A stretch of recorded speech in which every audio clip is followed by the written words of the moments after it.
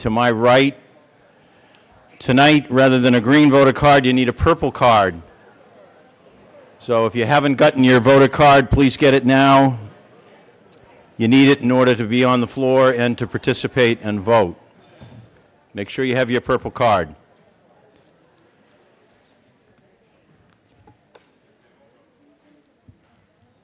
Same rules of procedure tonight. As to articles, we're starting on Article 37. For those of you who were not here last night, the three zoning articles will be the first things we take up tonight. Articles that I do not intend to read in their entirety are the three zoning articles, 37, 38, 39. Also, the revolving fund, Article 46. I'll not read that whole chart. And there are a couple of the petition articles, 55 and 56, dealing with balloons and plastic that I will not read in their entirety as well. And so hopefully you've had a chance to look at those.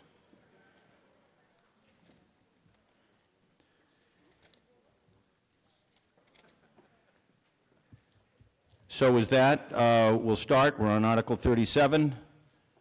I will get it started, Mr. Hughes, and then turn over to you.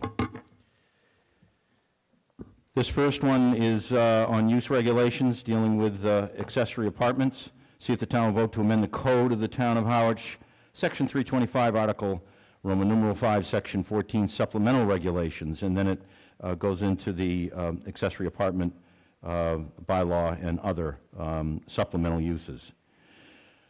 Mr. Hughes. Thank you, Mr. Moderator. There you go. Thank you. I move that Article 37 be accepted and adopted, and that the town amend the zoning bylaw is printed in the warrant, and further, that the town clerk be authorized to appropriately conform numerals, written numbers, and sections throughout the zoning bylaws based upon this article. Second. Okay, the motion under Article 37 is accept and adopt. The town amend the zoning bylaw as printed in your warrant, and the town clerk is given authorization to conform the numerals, written numbers, and sections throughout the zoning bylaw to make sure, in the event it's adopted, that it's placed in the right spot and properly labeled. Before we go forward with debate, I'll recognize Mr. Berry, Duncan Berry, Chair of the Planning Board, for the Planning Board report. Thank you, Mr. Moderator.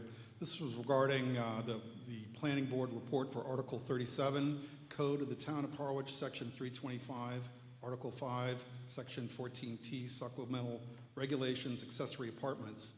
On February 28, 2023, the Planning Board held a public hearing in accordance with requirements of Mass General Law, Chapter 40A, Section 5 at Town Hall, 732 Main Street, second floor, in the Don B. Griffin Room. The public hearing was advertised in the Cape Cod Chronicle on February 2nd and February 9th, 2023.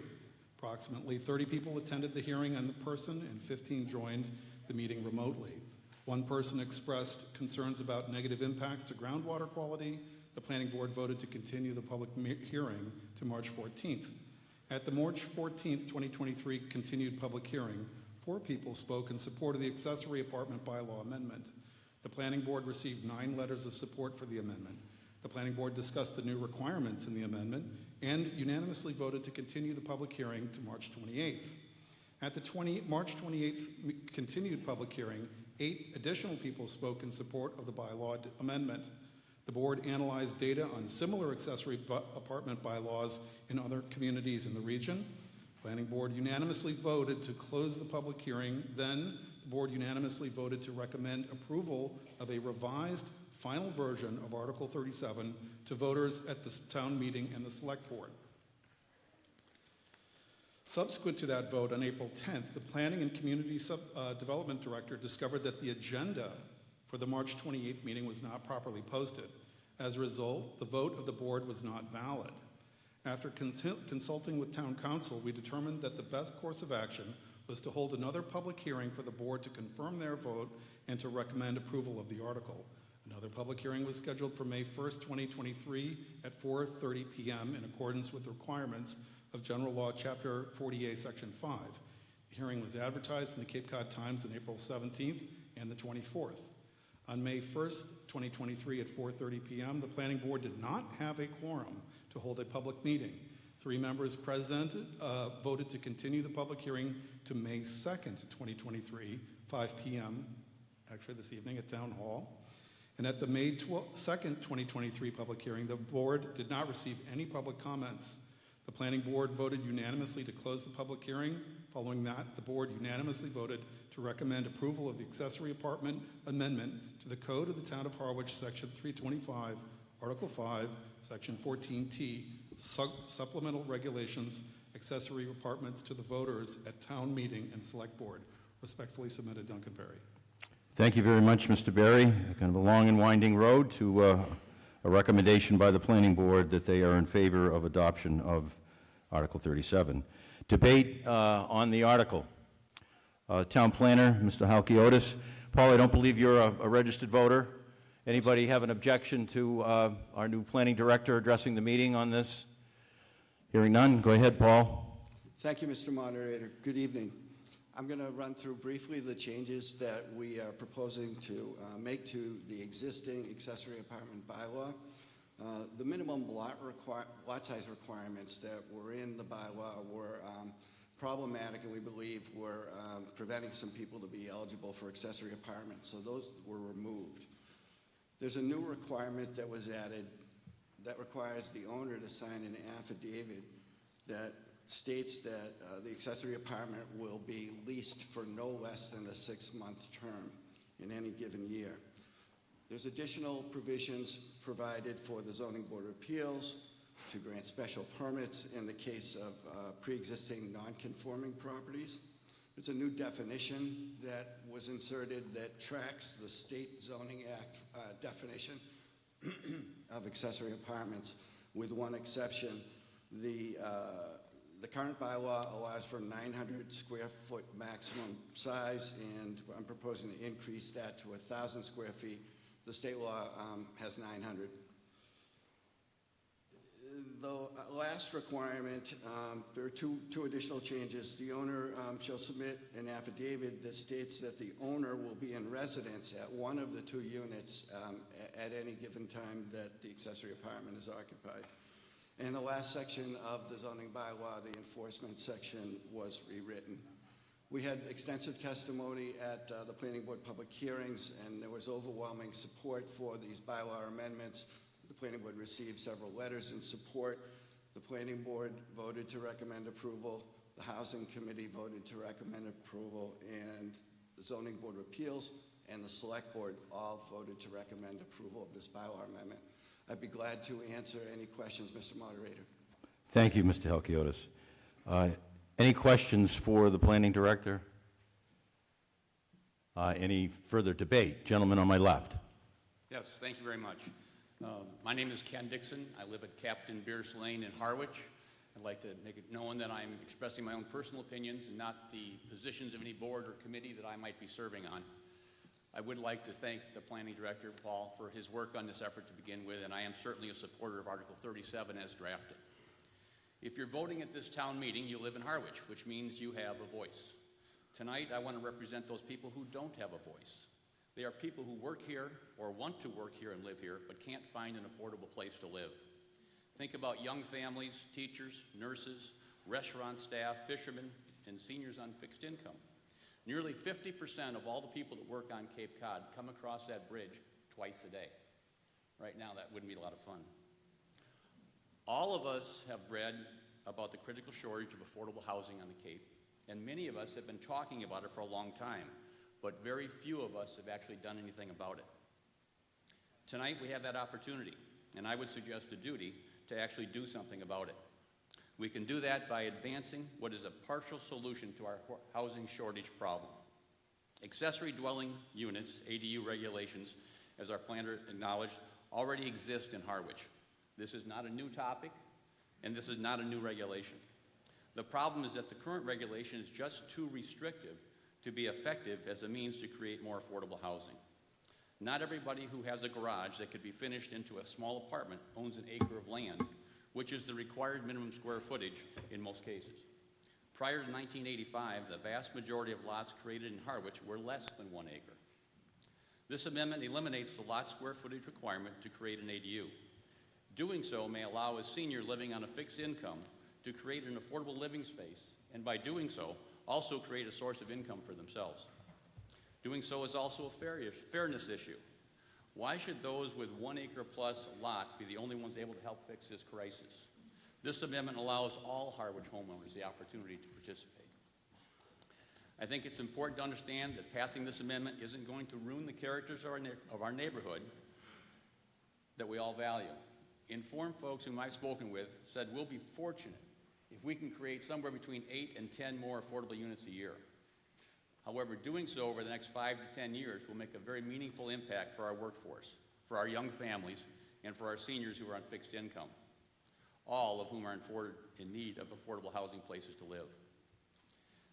I've had some conversations with people who talk about protections. Well, there are strong protections built into this amendment that will protect our vital groundwater and, as I just mentioned, the character of our neighborhoods. Again, Planning Director mentioned a few of them. But Title V septic requirements will be strictly enforced on all new ADUs. The maximum number of bedrooms the septic is rated for will be the maximum number of combined bedrooms allowed on any single lot. For new construction of an ADU, all current lot setback requirements will be enforced. And ADUs are not, for Airbnb or VRBOs. All ADUs created under this zoning change will require the unit to be rented on a signed lease for a minimum of 6 months.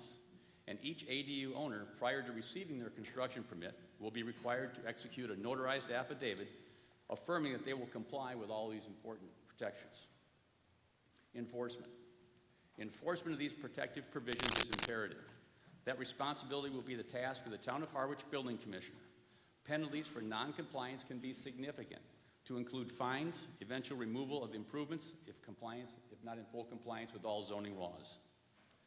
Approving this amendment will not require government subsidies, not require developer agreements. It will not cost a penny of the taxpayers' money. It merely allows all homeowners at their own expense to be part of this housing solution that we need so badly.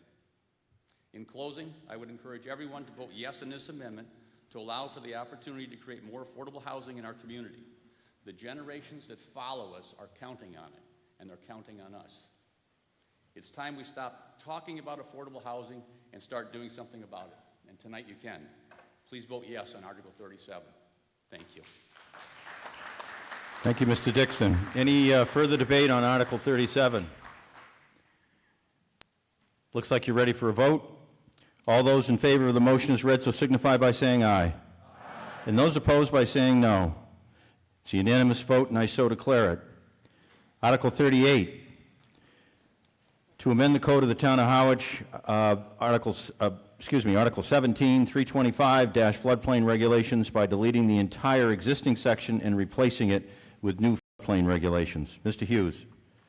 I move that Article 38 be accepted and adopted, and that the town amend the zoning bylaw as printed in the warrant, and further, that the town clerk be authorized to appropriately conform numerals, written numbers, and sections throughout the zoning bylaws based upon this article.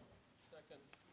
Motion been made and seconded. It's to adopt the article as printed, and the town clerk be given the authority for numbering throughout the zoning bylaw if it passes.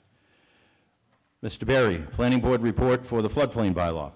Planning Board report for Article 38, Code of the Town of Harwich, Section 325-27, floodplain regulations. On February 28, 2023, the Planning Board held a public hearing in accordance with requirements of Mass General Law, Chapter 48, Section 5 at Town Hall, 732 Main Street, second floor in the Don B. Griffin Reading Room. The public hearing was advertised in the Cape Cod Chronicle on February 2nd and February 9th.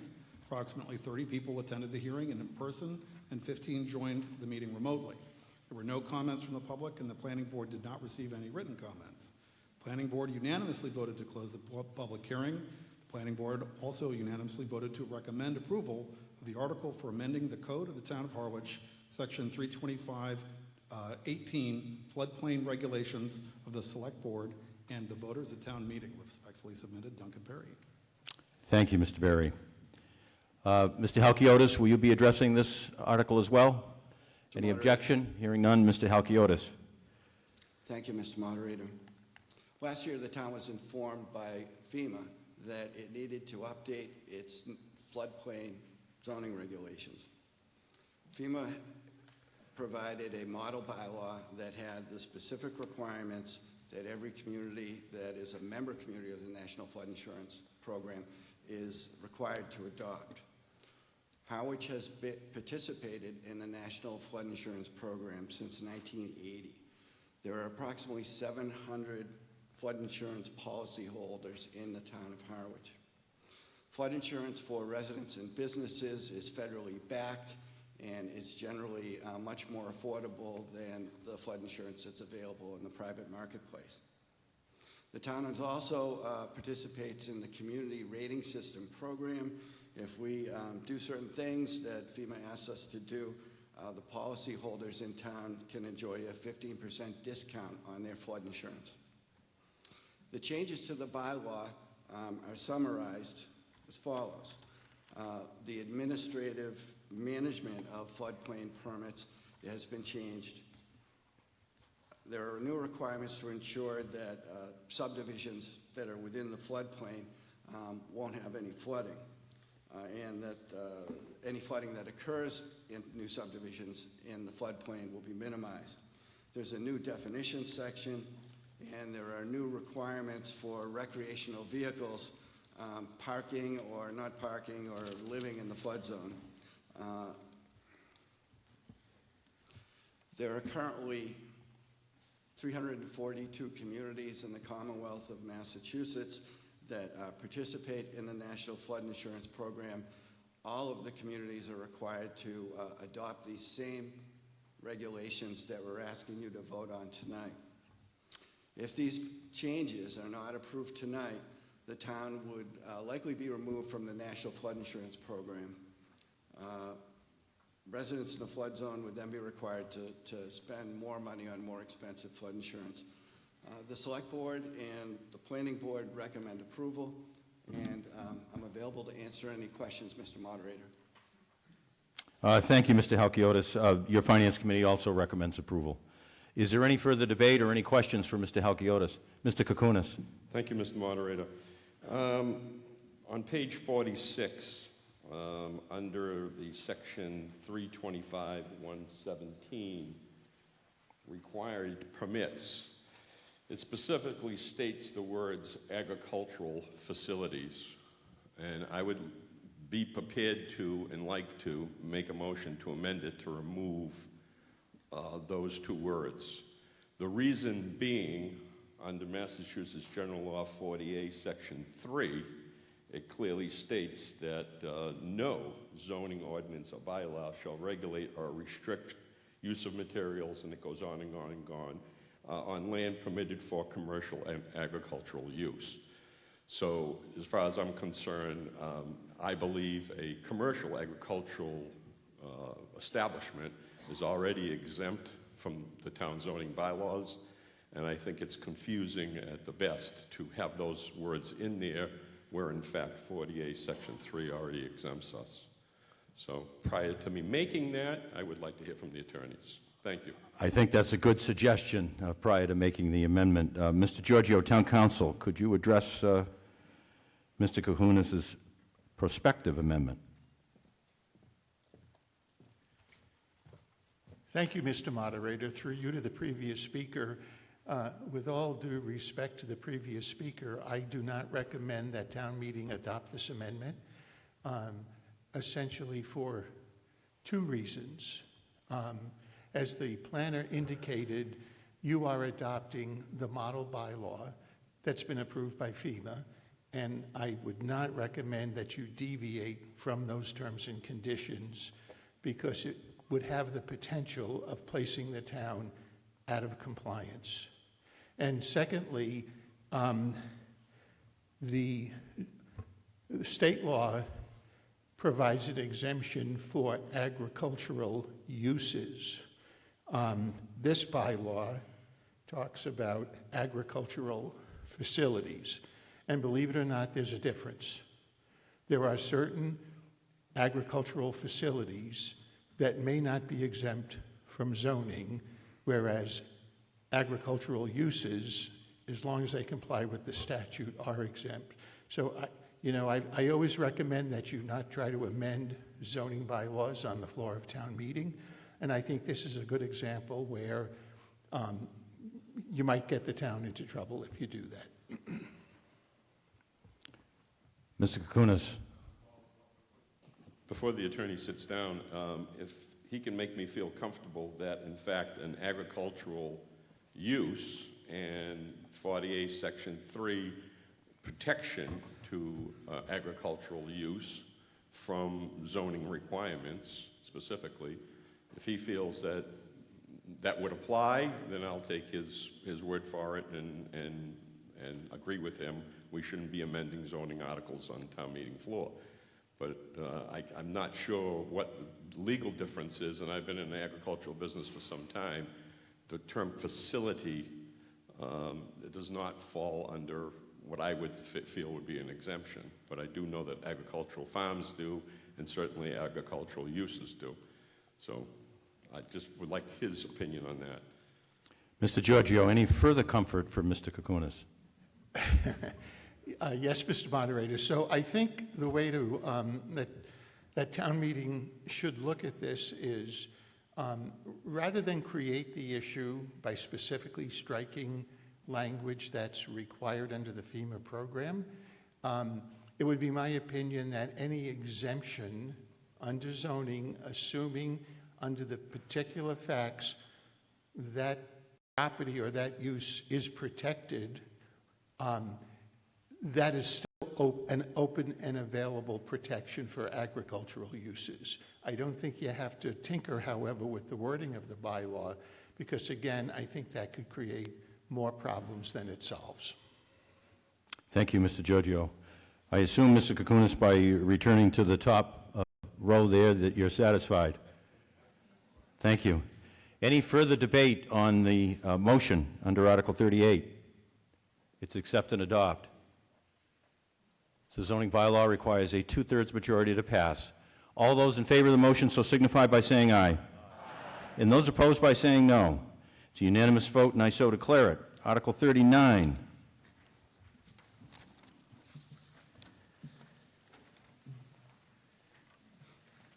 See if the town will vote to amend the code of the town of Harwich zoning bylaw, Article 22, large-scale ground-mounted photovoltaic arrays, by inserting a new section, 325-144D, its design standards for accessory residential photovoltaic arrays. Mr. Hughes. I move that Article 39 be accepted and adopted, and that the town amend the zoning bylaw as printed in the warrant, except that the Article 22 be replaced with Article 23, and further, excuse me, that the town clerk be authorized to appropriately confirm numerals, written numbers, and sections throughout the zoning bylaws based upon this article. Okay, I'm going to read the motion again because it does have one change that is not evident on the face of the article anyway. The motion is that the accept and adopt, and that the town amend the zoning bylaw as printed in the warrant, except that Article 22, that's Roman numeral 22, be replaced with Article 23, Roman numeral 23. And then it gives the same authority to the clerk to do the numbering. Mr. Berry, Planning Board report on Article 39. Thank you, Mr. Moderator, and I appreciate in advance your forbearance with another stem winder. But Article 39, Code of the Town of Harwich, Section 325, Article 23, large-scale ground-mounted photovoltaic arrays. On February 28, 2023, the Planning Board held a public hearing in accordance with requirements of Mass General Law, Chapter 48, Section 5, in the Don B. Griffin Meeting Room, Harwich Town Hall, 732 Main Street. The public hearing was advertised in the Cape Cod Chronicle newspaper on February 2nd and February 9th. The purpose of the public hearing was to accept public comments on the proposed amendments to the Harwich Zoning Code, Section 325, Article 23, large-scale ground-mounted photovoltaic arrays. Approximately 30 people attended the hearing in person and 15 joined remotely. 2 people commented on the bylaw amendment and explained that they have a solar installation in their neighborhood that caused complaints from neighborhood residents. The Planning Board voted to continue the public hearing to March 14th. At the 14th hearing, there were approximately 15 people in attendance. The board discussed the amendment and agreed on a minor revision. There were no comments from the public. The board unanimously voted to close the public hearing. Following that, the planning board unanimously voted to recommend approval of the amendment of the zoning code section 325, Article 23, large-scale ground-mounted photovoltaic arrays to the Board of Selectmen and voters at town meeting. Following a legal review of the bylaw amendment by town council, changes to the article were recommended. After consulting with town council, we determined that the best course of action was to hold another public hearing for the board to confirm their vote to recommend approval of the article. In accordance with requirements of General Law, Chapter 48, Section 5, public hearing was advertised for May 1st at 4:30 p.m., the Cape Cod Times, on April 17th and the 24th. On May 1st, 2023 public hearing, the planning board did not have a quorum to hold a public hearing. 3 members present voted to continue the public hearing to May 2nd at 5 p.m. at Town Hall, 732 Main Street, 2nd floor in the Don B. Griffin Room. At the May 2nd public hearing, the board did not receive any public comments. The planning board voted unanimously to close the public hearing. The planning board also voted unanimously to recommend approval of the amendment of the Code of the Town of Harwich, Section 325, Article 23, large-scale, ground-mounted photovoltaic arrays. Respectfully submitted, Duncan Berry. Thank you, Mr. Berry, for the planning board report. Mr. Halkiotis, are you going to give an overview of this one? I don't hear any objection. Go right ahead.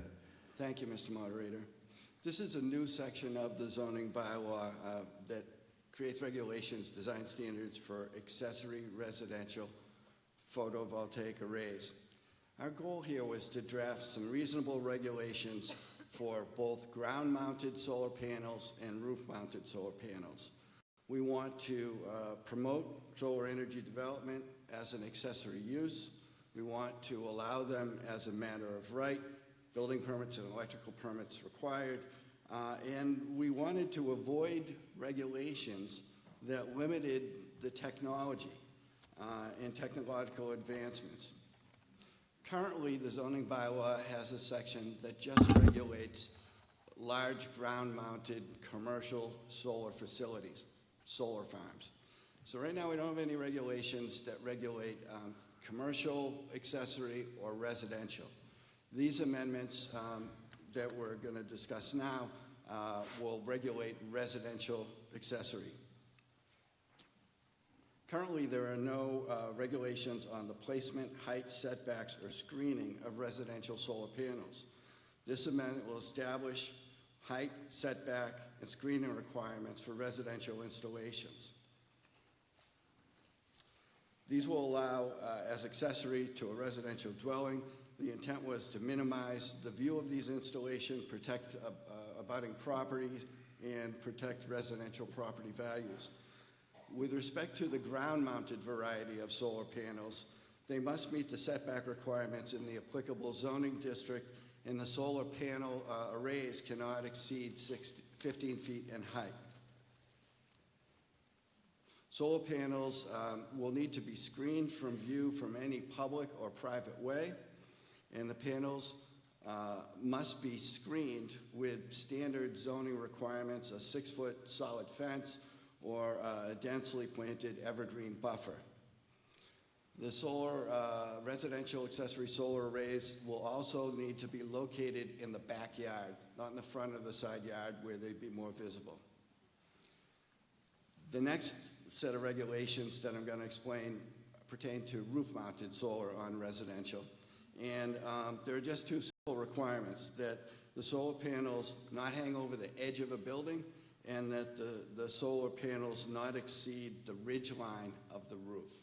We believe that by adopting these straightforward, clear regulations that will help to protect residential property owners from obtrusive solar installations, but yet they're reasonable and minimal enough to allow the technology to move forward so that people can have a less carbon footprint and adopt ability to, at home, have their own energy production.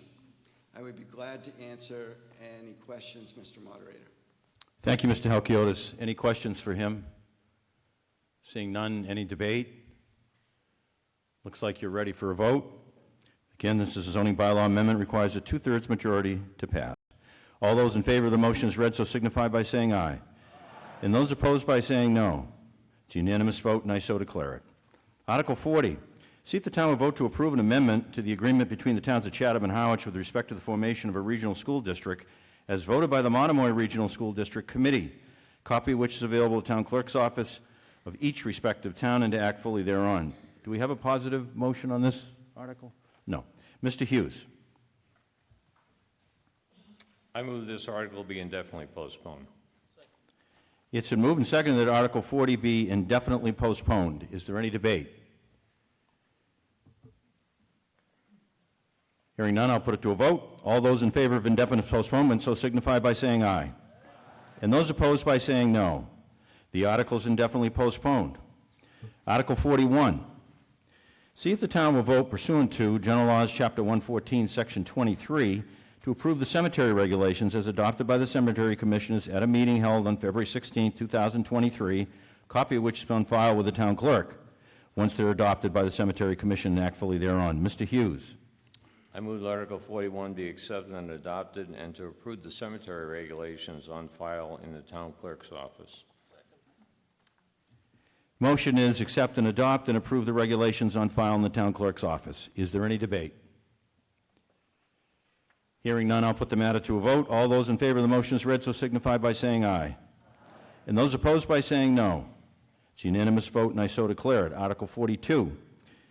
See if the town will vote to authorize the Board of Selectmen to acquire by gift, purchase, and/or eminent domain an easement for public utility purposes, including without limitation construction, installation, operation, maintenance, repair, and replacement of utilities and other related rights, appurtenances, and facilities, including but not limited to the right to undertake directional drilling to support the Route 28 water main replacement project, and for any and all purposes incidental and related thereto in, on, under, and near a certain parcel of land located at 129 Route 28, and further to raise and appropriate, transfer from available funds, or borrow a sum of money to fund any land acquisition costs and other expenses incidental thereto. Mr. Hughes. I move that this article be accepted and adopted and that the sum of $10,000 be transferred from free cash for the purpose of this article. Motion under Article 42 is accept and adopt. The sum is $10,000. It's proposed to be transferred from free cash for this purpose. Any debate? Hearing none, I'll put it to a vote. This acquisition of an easement, potentially by eminent domain, requires a two-thirds majority to pass. All those in favor of the motion as read so signify by saying aye. And those opposed by saying no. It's a unanimous vote, and I so declare it. Article 43. See if the town will vote to authorize the Board of Selectmen to convey a parcel of land containing 2.25 acres, more or less, and all improvements thereon, if any, located at 276 Queen Anne Road. There's an assessor's parcel reference. On such terms and conditions as the Board of Selectmen shall determine, and to authorize the Board of Selectmen to enter into all agreements and take any and all actions as may be necessary or convenient to accomplish the foregoing purposes and to act fully thereon. Mr. Hughes. I move that Article 43 be accepted and adopted, and that the sum of $10,000 be transferred from free cash for the purpose of the article. Motion under Article 43, accept and adopt. The sum is $10,000. It's proposed to be transferred from free cash. Any debate? Looks like you're ready for a vote. Again, this is an acquisition of an interest in land, or actually a disposition of an interest in land. Requires a two-thirds majority to pass. All those in favor of the motion as read so signify by saying aye. And those opposed by saying no. It's a unanimous vote, and I so declare it. Article 44, acquisition of forestry property. See if the town will vote to authorize the Board of Selectmen to acquire by gift, purchase, eminent domain, or otherwise that property described in a deed to Samuel D. Constant, dated June 15, 2005, recorded with the Barnstable County Registry of Deeds, and then it gives a variety of title references that I will not read, including 4 parcels of land located off of Forest Street, and then there are references to that, containing 0.84 acres, more or less, and the 0 Forest Street containing 1.9 acres, 0 Parallel Street containing 0.14 acres, and 0 Forest Street containing 17,860 square feet, more or less. And to further authorize the Board of Selectmen to enter into all agreements, take any and all actions as may be necessary or convenient, in furtherance of this article. Mr. Hughes. I move that Article 44 be accepted and adopted, and that the sum of $5,000 be transferred from free cash for the purpose of the article. Motion under Article 44, accept and adopt. The sum is $5,000 from free cash for this purpose. Any debate? Looks like you're ready for a vote. Again, two-thirds majority required. Interest in land. All those in favor of the motion as read, so signify by saying aye. And those opposed by saying no. It's a unanimous vote, and I so declare it. Article 45. See if the town will vote to designate the Board of Selectmen, the Board of Assessors, and the town administrator collectively as the authorized officer to negotiate and enter into payment in lieu of tax agreements for solar and wind-powered energy systems and for co-located energy storage systems pursuant to General Laws, Chapter 59, Section 5, Clause 45, or take any other action relative thereto. Mr. Hughes. I move that this article be accepted and adopted. It's moved and seconded that Article 45 be accepted and adopted. Is there any debate? Hearing none, I'll put it to a vote. All those in favor of the motion as read, so signify by saying aye. And those opposed by saying no. It's a unanimous vote, and I so declare it. Article 46, this is one I indicated I would not read the entire chart. This involves the annual revolving funds for various departments. See if the town will vote to set spending limits for various revolving funds that have been authorized pursuant to Section 8.2 of the Town Code, and to act fully thereon. Mr. Hughes.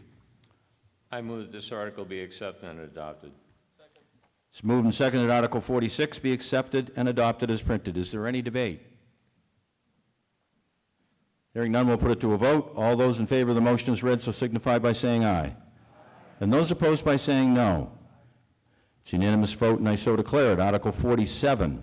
See if the town will vote to transfer from the sale of land sinking fund a sum of money to complete the renovations to Brooks Academy and all costs incidental and related thereto. Mr. Hughes. I move that Article 47 be accepted and adopted, and that the sum of $475,000 be transferred from the sale of land sinking fund for the purpose of this article. Motion under 47 is accept and adopt. The sum is $475,000, and it's coming from the sale of land sinking fund, which is described in the explanation in your warrant. Is there any debate? Yes, Mr. Chori. Good evening. Thank you, Mr. Moderator. John Chori, 150 Gorham Road. I approve this article, but I just have a question on the sinking fund. I've never heard that term mentioned before. And I'm just curious, I know what makes it up, the selling of land makes it up. But how much is left, if we approve this article at $475,000, how much is left in the sinking fund? And are there any other sinking fund types in the town treasury department that we should be aware of? So, Mr. Powers, two questions. What will be left in the sinking fund after the 475 is appropriated, if it is, by town meeting? And two, is there a sinking fund 2 or 3 or? 0 and none. All right, so no money left and no more sinking funds. Any further debate? Looks like you're ready for a vote. All those in favor of the motion as read, so signify by saying aye. And those opposed by saying no. It's a unanimous vote, and I so declare it. Article 48. See if the town will vote to raise and appropriate, transfer from available funds, or borrow a sum of money to supplement the amount previously appropriated under Article 55 of the 2018 annual town meeting for the purpose of acquiring the Judah Eldridge property located on Seth Whitefield Road, or take any other action relative thereto. Mr. Hughes. I move that Article 48 be accepted and adopted, and that the sum of $400,000 be transferred from free cash for the purpose of this article. Motion is accept and adopt. The sum is $400,000. It's proposed to be transferred from free cash for this purpose. Is there any debate? Looks like you're ready for a vote. This is part of an acquisition of an interest in property, so it does require a two-thirds majority to pass. All those in favor of the motion as read, so signify by saying aye. Aye. And those opposed by saying no. It's a unanimous vote, and I so declare it. Article 49, see if the town will vote to transfer from free cash a sum of money to the General Stabilization Fund, a sum of money to the Affordable Housing Special Purpose Stabilization Fund, and a sum of money to the Wastewater Special Purpose Stabilization Fund, or take any other action relative thereto. Mr. Hughes. I move that Article 49 be accepted and adopted, and that the sum of $400,000 be transferred from free cash to the General Stabilization Fund, that the sum of $400,000 be transferred from free cash to the Affordable Housing Special Purpose Stabilization Fund, and that the sum of $400,000 be transferred from free cash to the Wastewater Special Purpose Stabilization Fund. So the motion parrots the article, except it splits the amount of 1.2 million up, 400,000, excuse me, 400,000 to each one of the general stabilization funds set forth in the article. Any debate? Hearing none, I'll put the matter to a vote. All those in favor of the motion as read, so signify by saying aye. And those opposed by saying no. Motion carries. Article 50, fund prior year's unpaid bills. See if the town will vote to raise and appropriate or transfer from available funds a sufficient sum of money to pay unpaid bills of prior years as provided for under Chapter 44, Section 64 of the general laws, and act fully thereon. There is a chart of the prior year bills. Mr. Hughes. Thank you. I move that this article be accepted and adopted, and that the sum of $10,695.24 be transferred from free cash for this purpose. So the motion under Article 50 is the article be accepted and adopted, and it appropriates the total sum of $10,695.24. It's coming from free cash to pay the bills that are listed in your warrant. Any debate? Yes, ma'am. Annie Haven, 41 Mellow Lane. What's the mattress? Why do we have, unless this is something else? That's kind of a bizarre I'm sorry, purchase. which one? I didn't hear. GM Framingham, LLC. Oh, okay. Green All right. mattress. Mr. Powers, GM Framingham LLC, green mattress. Thank you. It's my understanding that that's a vendor for the Public Works Department. When there was an ability to recycle, we used that firm, and the bill was missed for last year. Okay, thank you. Green mattress is apparently part of their name. Any further debate or questions under the motion under Article 50? Looks like you're ready for a vote. Unpaid bills at an annual town meeting requires a 4/5 majority to pass. So if it's not unanimous, I'll have to take a standing count. All those in favor of the motion as read, so signify by saying aye. And those opposed by saying no. It's a unanimous vote, and I so declare it. Article 51. See if the town will vote to raise and appropriate or transfer from available funds a sum of $20,000 to help defray the expenses of the Chase Library, Harwich Port Library, said funds to be expended under the direction of the Chase Library and the Harwich Port Library trustees, and to act fully thereon. Mr. Hughes. I move that Article 51 be accepted and adopted, and that the sum of $20,000 be transferred from free cash for the purposes of the article. The motion under Article 51 is accept and adopt. The amount is $20,000. It's proposed to be transferred from free cash for the purposes in the article. Any debate? You folks rising to speak over there? No, just to sit. Looks like you're ready for a vote. All those in favor of the motion as read, so signify by saying aye. And those opposed by saying no. Motion carries unanimously. Article 52.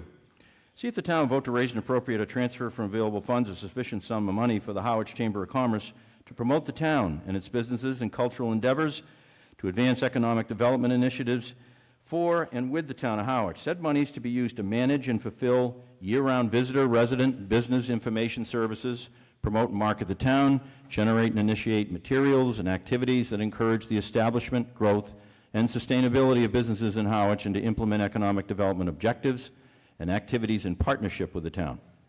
Mr. Hughes.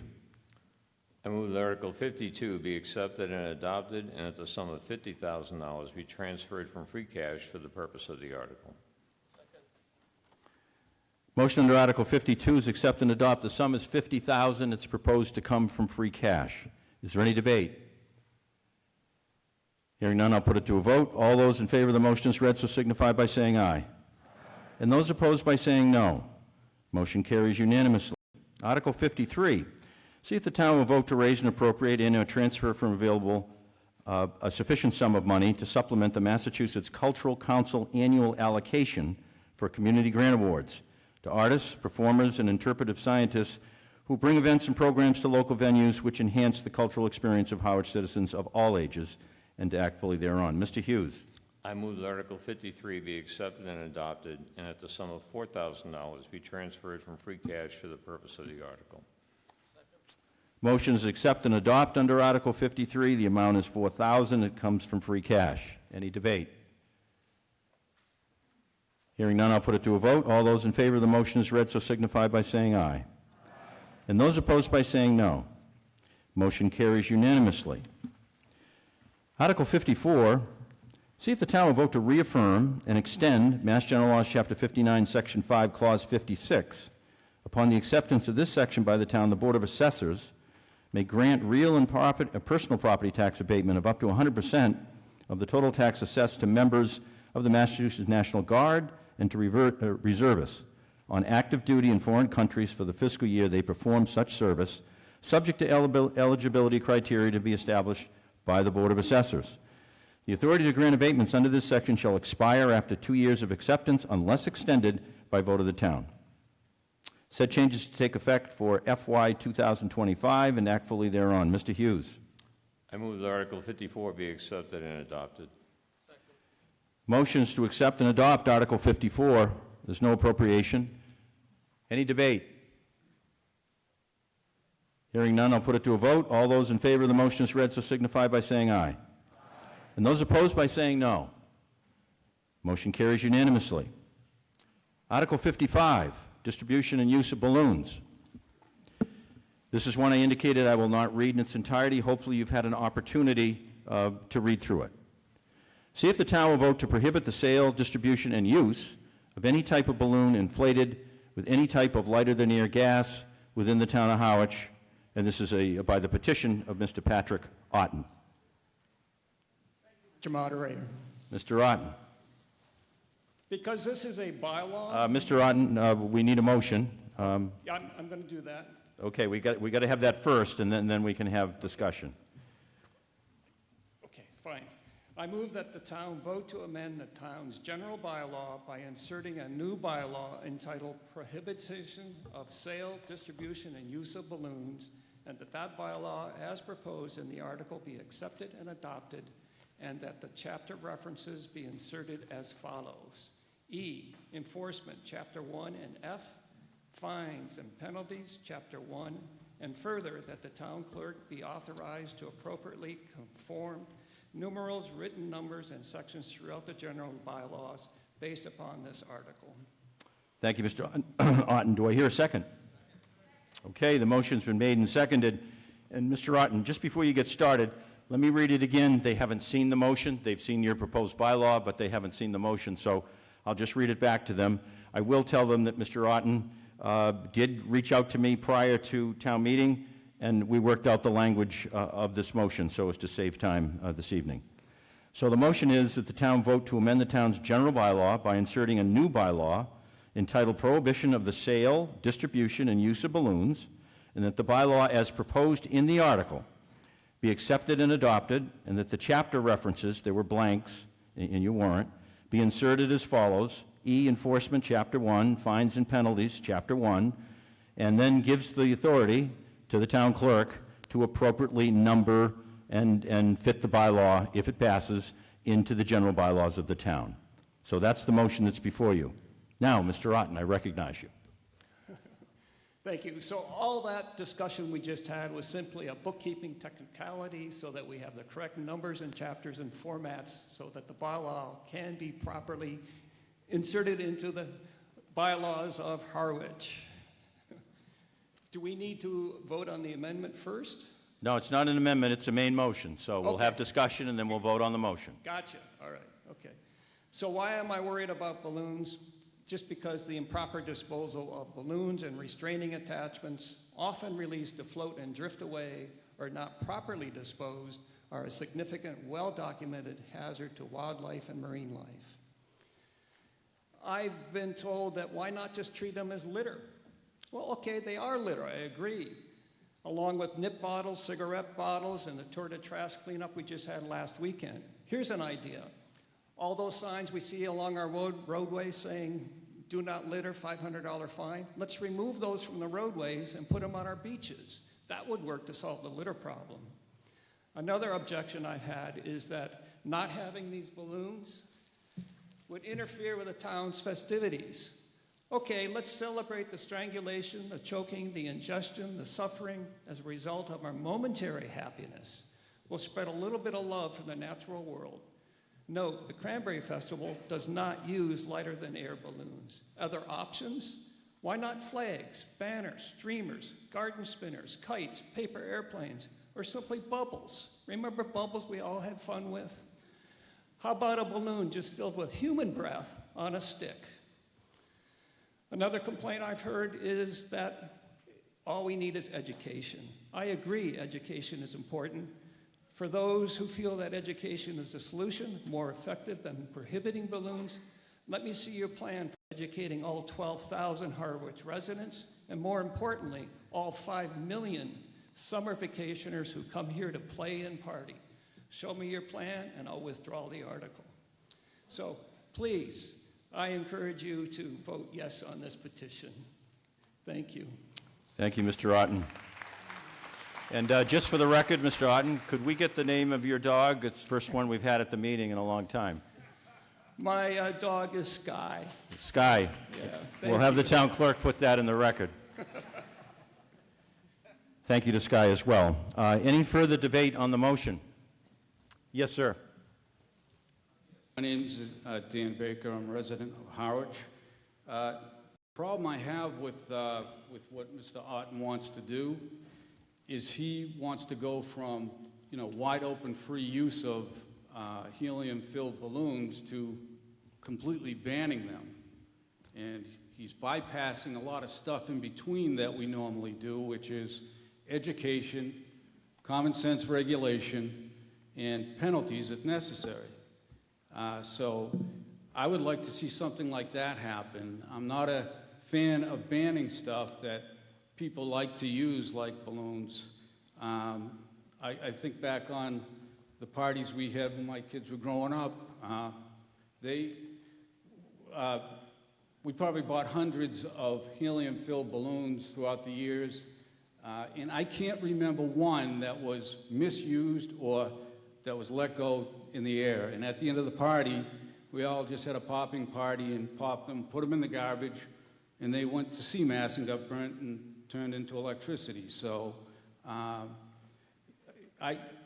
would think you'd want to reserve banning things for things that can't be used properly and are just dangerous, and you don't want people to have them. But helium-filled balloons bring a lot of happiness, and they kind of signify celebrating. So I don't see where, this qualifies for banning. I'd like to see education, any common sense regulation, and penalties if necessary if we think it rises to that level. But it certainly, for me, it doesn't rise to the level of banning. Thank you. Further debate. Gentleman in the middle here. Yes, you're recognized, sir. Hi, I'm Chris Bartley. I'm from East Harwich. I agree with the previous speaker, and I'm not sure if I can make a motion to indefinitely suspend and postpone. I believe it is. I'm new to all this. Sure. So let me just tell you about your procedural question. When a main motion is on the floor, a motion to indefinitely postpone is not in order. So the way you achieve that, the way you achieve what you're indicating you would like to do is simply vote no on this motion. Well, I do agree with that, and I do agree with voting no on this motion. I think that we need to be encouraging businesses and people who want to spend money in Harwich to be coming to Harwich and not pushing people away. I am all for, as I have my reusable bottle here, I'm all for being green and being friendly to the environment. However, I think this is a way to encourage businesses to leave Harwich and not encourage businesses to come to Harwich. which I think we need to be doing in this economically hard time. Thank you. Further debate. Gentleman to my left. Hello, Tom Birch, Harwich resident since 1980. You've seen me here once or twice before. I commend Patrick for his love of the environment and his passion, but this guy is not a believer in bans. There's one ban I would vote for, it's banning the bans. It's America. I think we can make choices. And Patrick said if someone came up with a plan that's better than what he's coming up with, he'd drop it. Here's my plan. We've got a great school, Monomoy School District. They had a bridge in East Harwich that they worked with the state and got it passed. I challenge Monomoy School District, their civic organization, their environmental organization to take this challenge on and move it and work with the state and come up with better pollution laws, better education laws, and not ban things in the town of Harwich. That's it. Thank you. Yes, sir, in the middle. Yes, Jeff Schwartz, Division Street.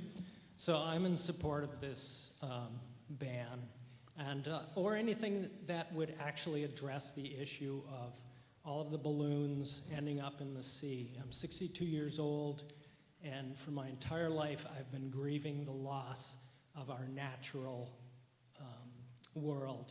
And I just feel like our ecosystems are crying out with all of the reasons we need to change the direction we're going in. I feel like these are small steps, and you know, there's something about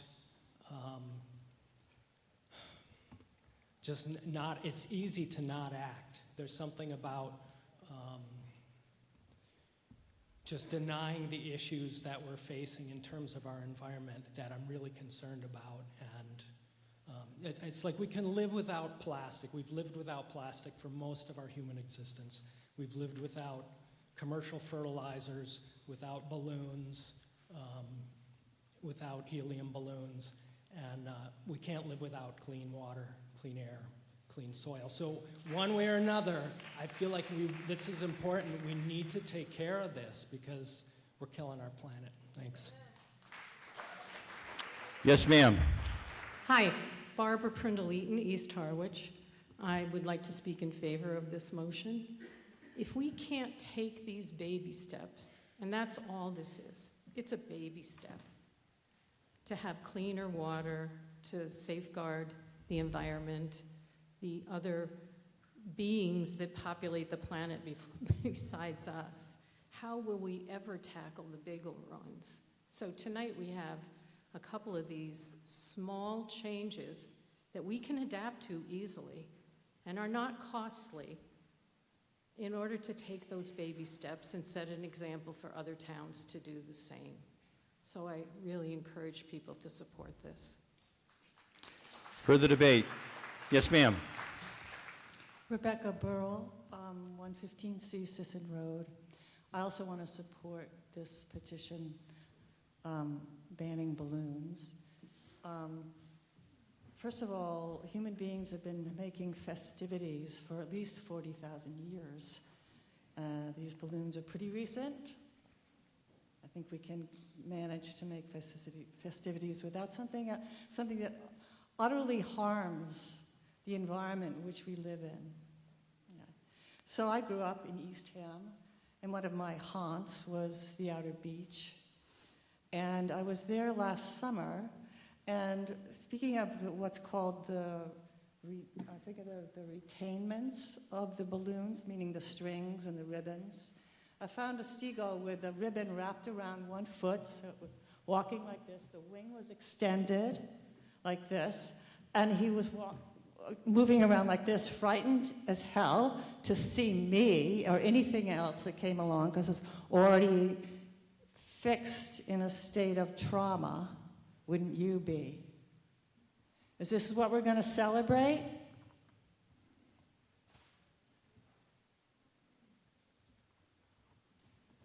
Thank you.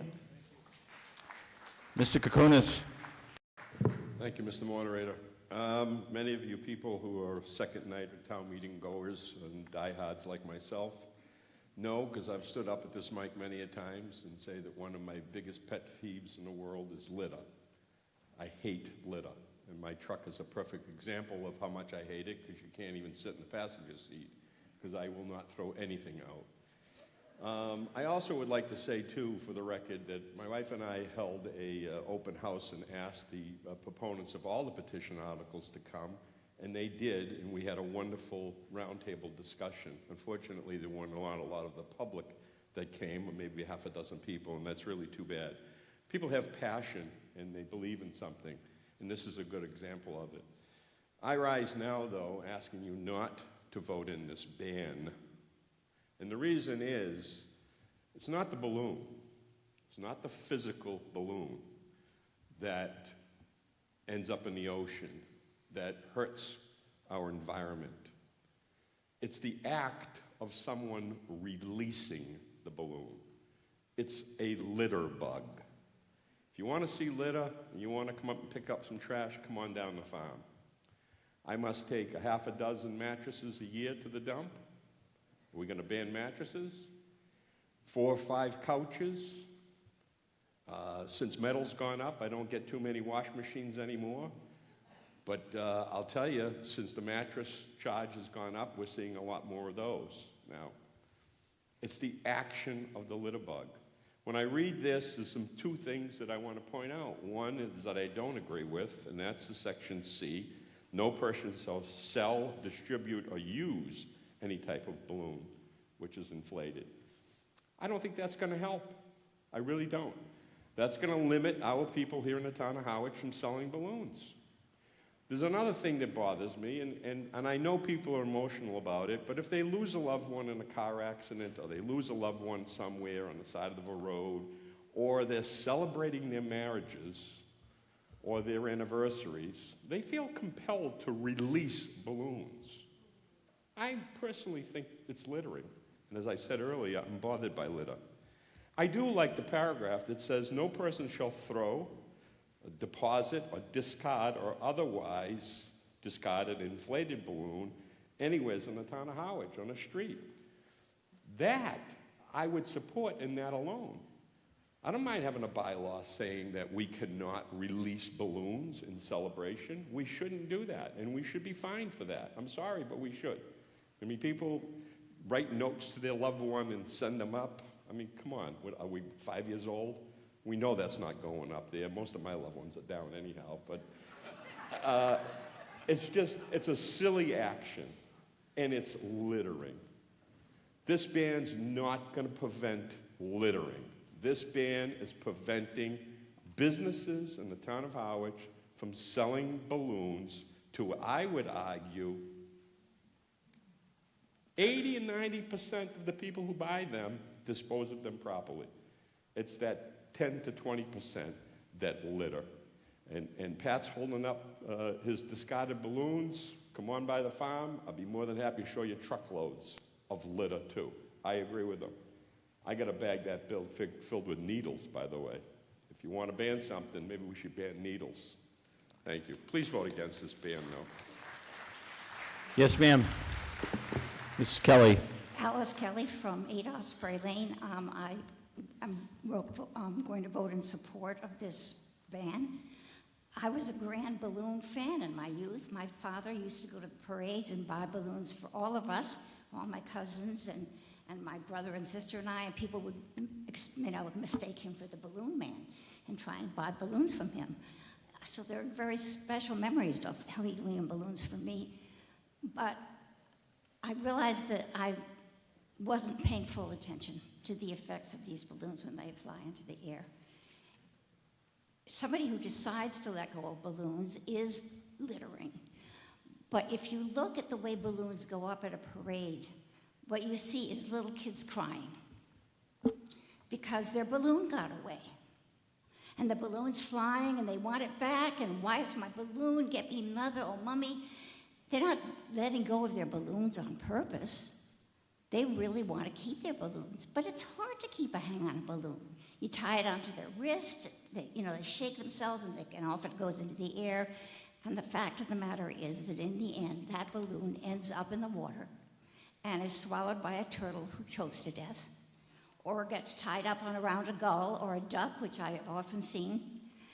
When I walk the beaches myself, as I do often, I consciously pick up balloons and the ribbons that were tied to them because I now have grown up enough to know the damage that they can do, and because they have an image of festivity, which I would think of as for the days of our ignorance. But we don't need them.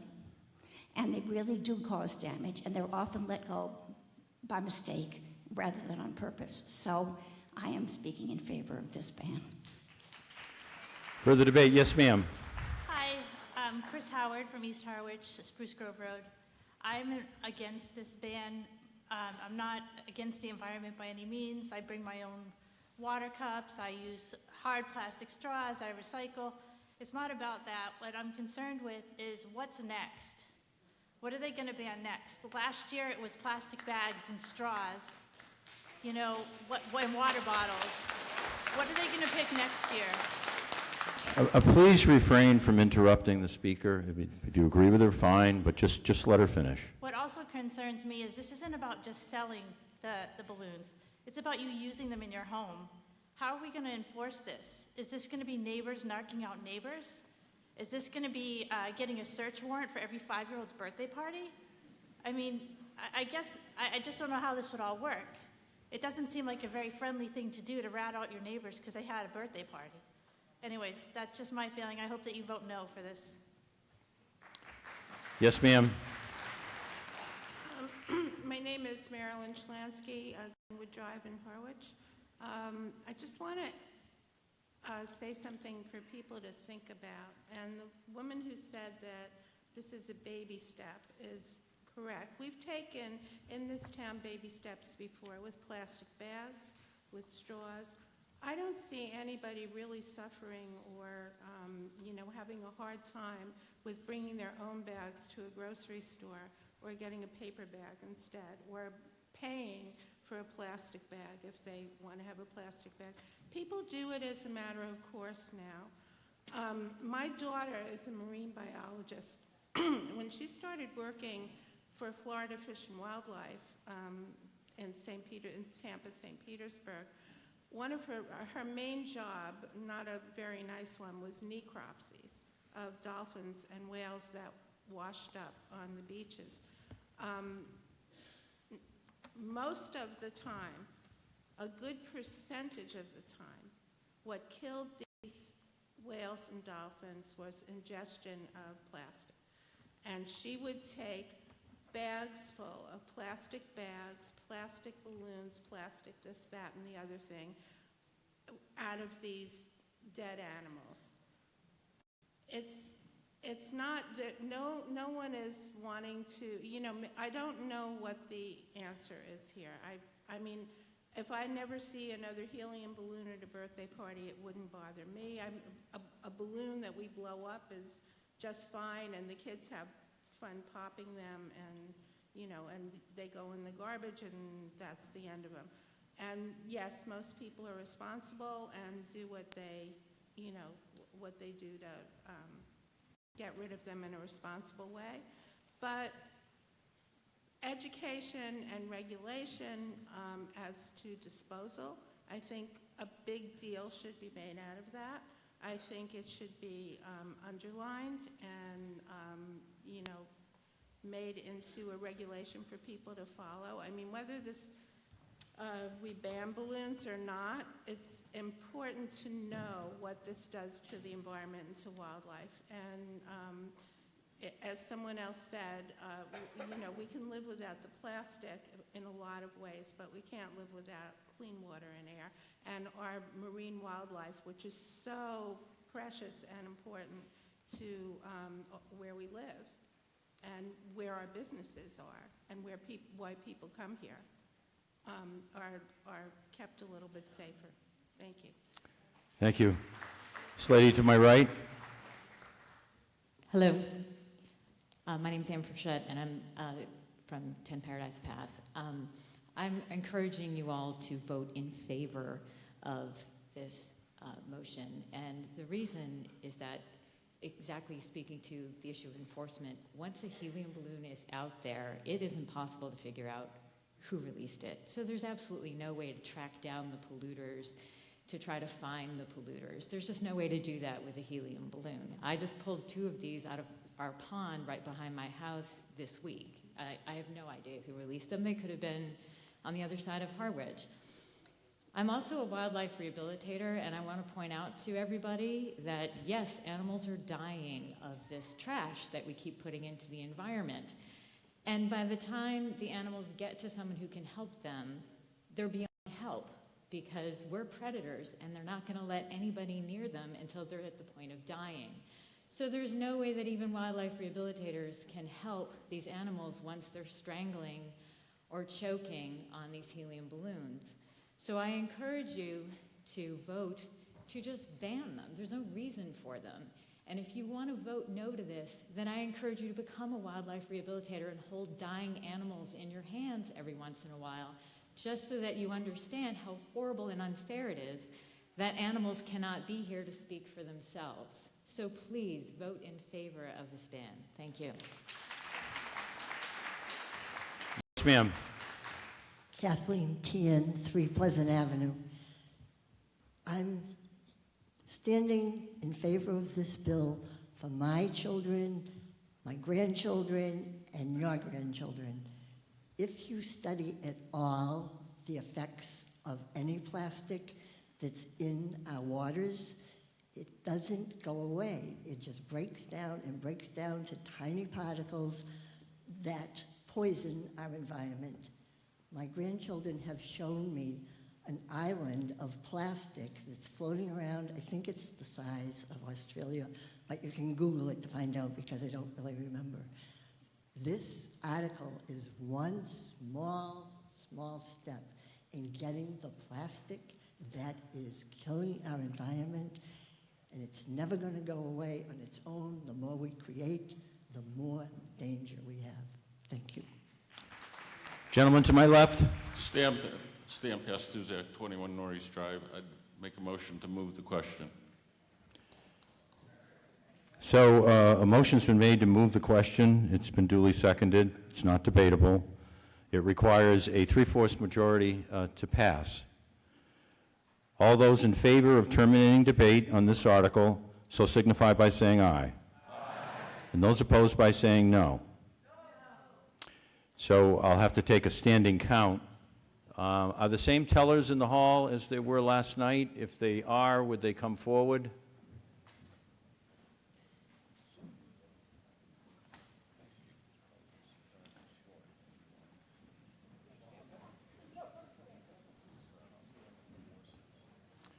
You were all sworn last night, so this is the same town meeting. You don't need to be sworn in again. Town clerk's getting you your clickers, making sure they're on 0. Now let's just review which sections we're going to do. Ed, you're doing this table and the 2 bleacher sections. Not that bleacher section, just the back one, all right? No, I'm going to give that to somebody else, all right? Jeff, you got this section. Richard, this section, and take the back row. Joyce, this table and those 2 bleacher sections. Sorry. Yeah. Just for tonight, Joan. This table and those 2 bleacher sections.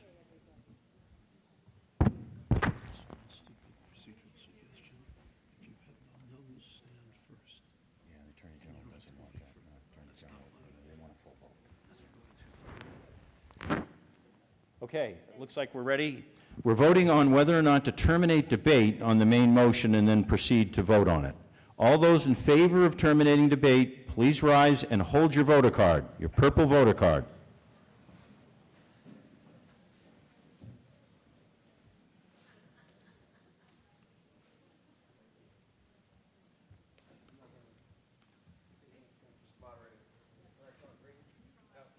No.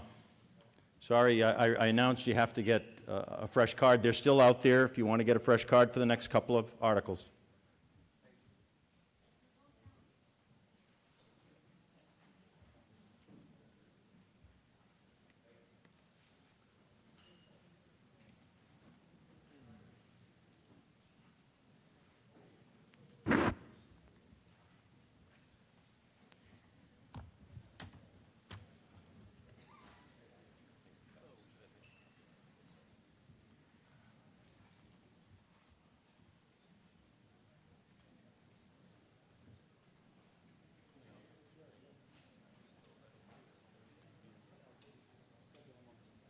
Joan?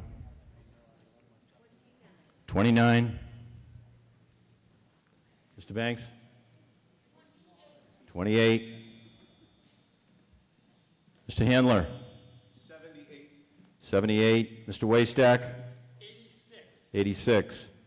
All those opposed to terminating debate, all those in opposition, please rise and hold your voter card. Tellers, count your same sections.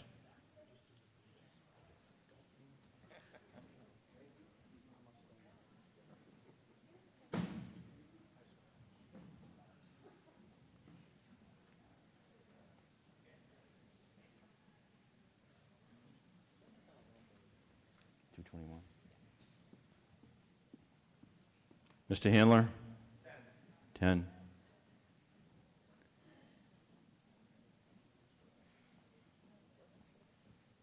Mr. Bangs? 0. Mr. Waystack? 1. Joan McCarty? 1.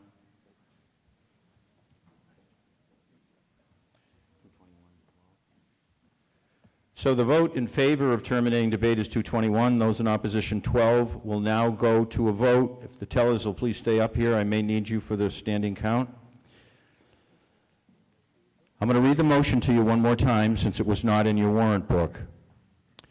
The motion is to amend the town's general bylaw by inserting a new bylaw entitled Prohibition of the Sale of Distribution and Use of Balloons, and that the bylaw as proposed in the article, so it's the same bylaws in the article, be accepted and adopted. The chapter references be filled in under enforcement and fines and penalties with Chapter 1, and then give the town clerk the authority to properly number the sections throughout the general bylaw if this passes. So all those, this is a general bylaw, so it only requires a simple majority. All those in favor of the motion as read so signify by saying aye. Aye. And those opposed by saying no. No. I am going to take a standing count. So if the tellers will get their clickers again.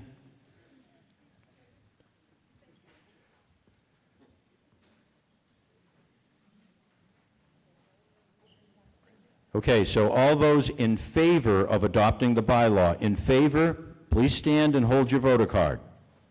Purple voter card.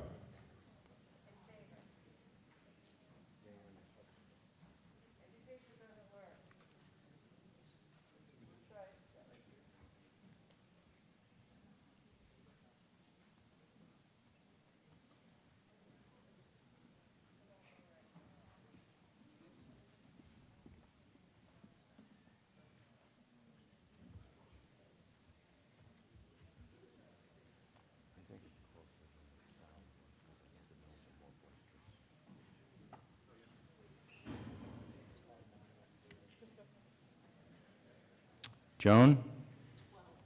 12. Mr. Waystack? 43. Mr. Bangs? 9. Mr. Handler?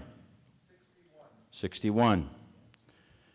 All those in opposition to the proposed bylaw, please rise and hold your voter card.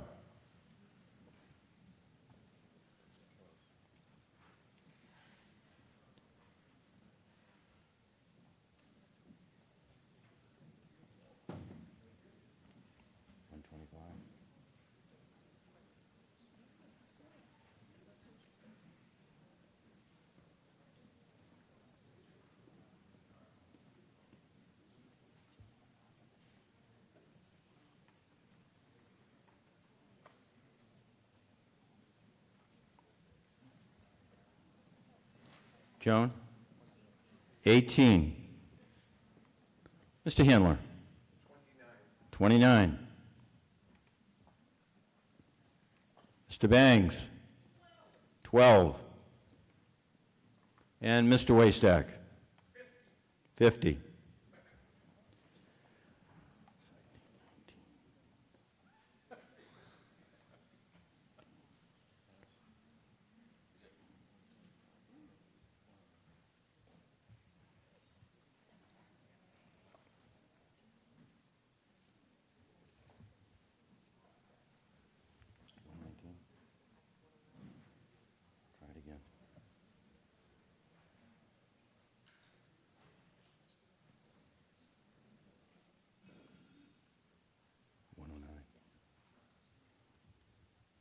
Those in favor, 125. Those in opposition, 109. The bylaw carries. We now go to Article 56. Article 56. See if the town will vote to amend the town's general bylaw by inserting a new bylaw entitled Plastic Reduction as follows, and to authorize the town clerk to assign appropriate numbering therefore. Mr. Hughes, no motion from the Finance Committee. This Bonnie? is for Article 56. Right. I move this article be accepted and adopted as printed with the following 2 changes. Number 1, the effective date of this article should be revised to read from September 1st, 2024 to January 1st, 2025. Number 2, under the heading Prohibitions, the following statement is to be added. This article excludes all beverages prepared at food establishments. Do I hear a second? Okay, the motion's been made and seconded, and you are Bonnie Bridges, right? I am. Okay, I should have introduced you. My apologies.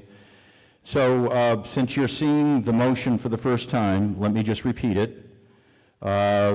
Ms. Bridges did contact me, and so I think the motion is in proper procedural form. It's accept and adopt as printed in the warrant. 2 changes. The effective date changes from September 1st, 2024 to January 1st, 2025. And then under the heading Prohibitions, the following statement is to be added. This article excludes all beverages prepared at food establishments.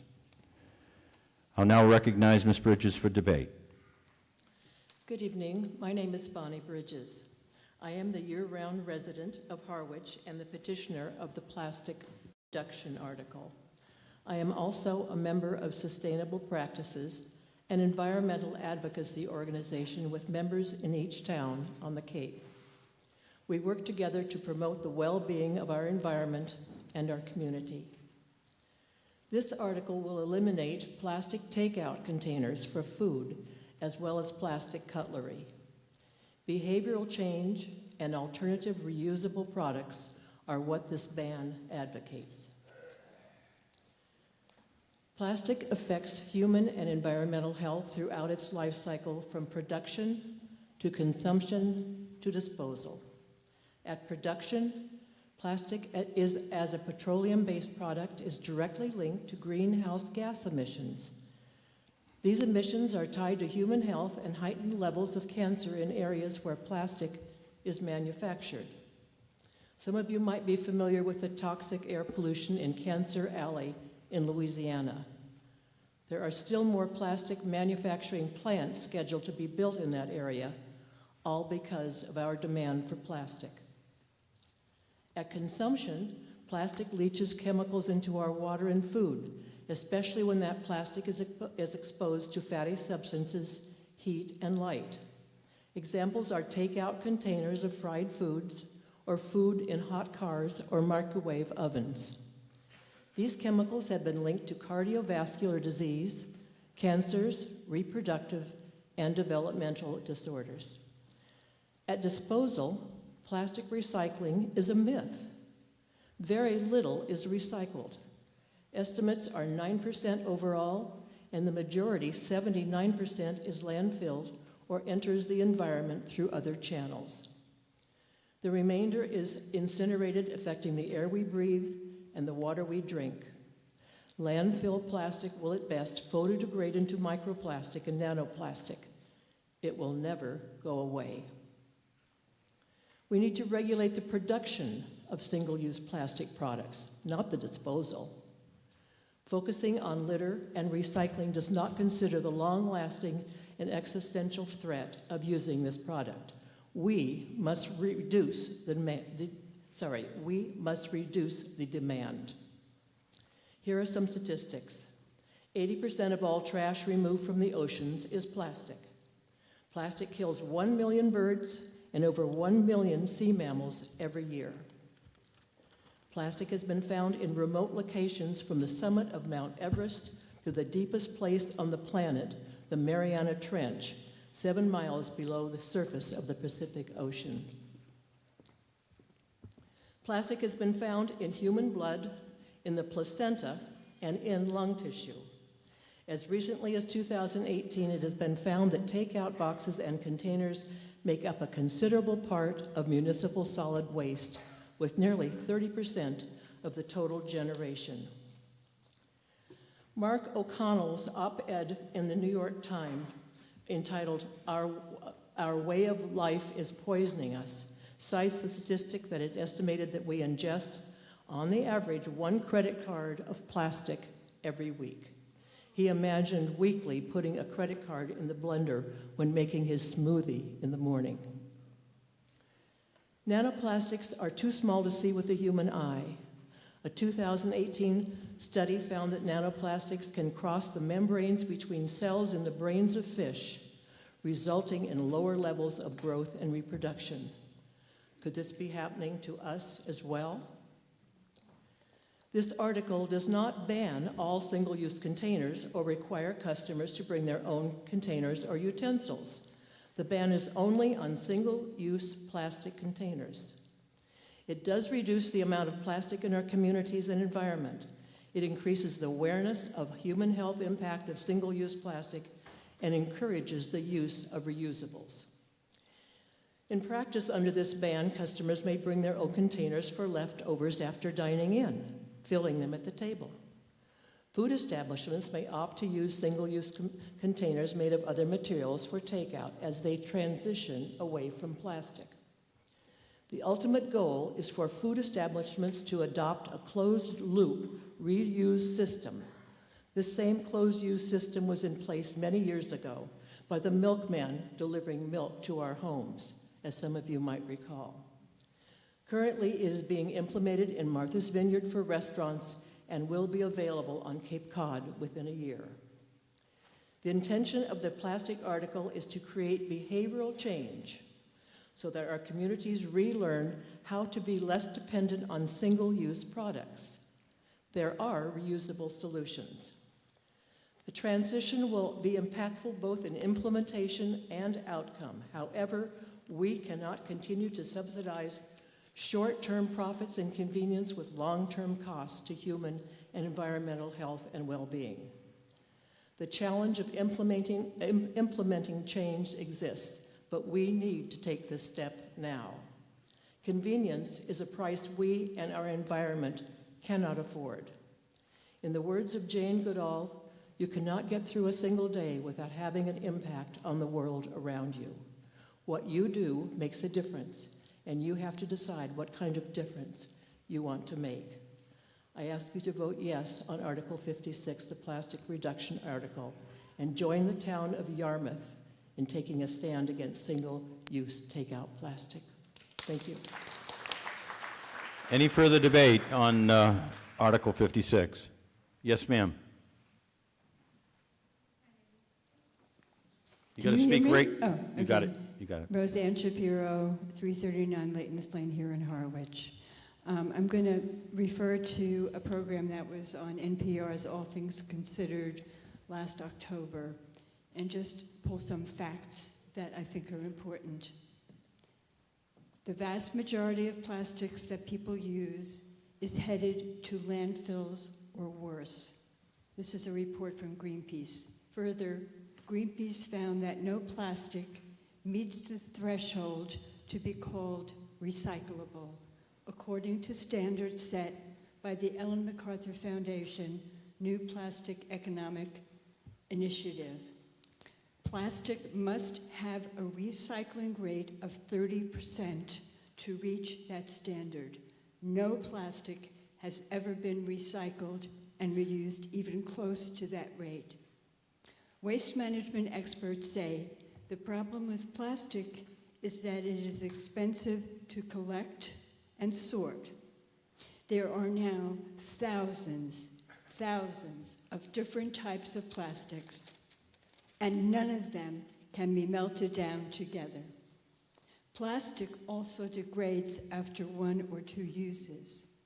Greenpeace found that the more plastic is reused, the more toxic it becomes. New plastic, on the other hand, is cheap and easy to produce. The result is that plastic trash has few markets, a reality that the public has not wanted to hear. So, and I'm referring now to the Finance Committee saying that the town has a robust recycling program at the transfer station and strongly encourages citizens to recycle. However, all the plastics that are put in that bin go nowhere. They go into the landfill because there is no place to even send them. Even if they're sent off Cape, they're still in landfill. So, the Finance Committee's contention that this proposal is unnecessary is based on the erroneous assumption that our recycling program will fully address the plastic problem. The objections from the food establishment of these items,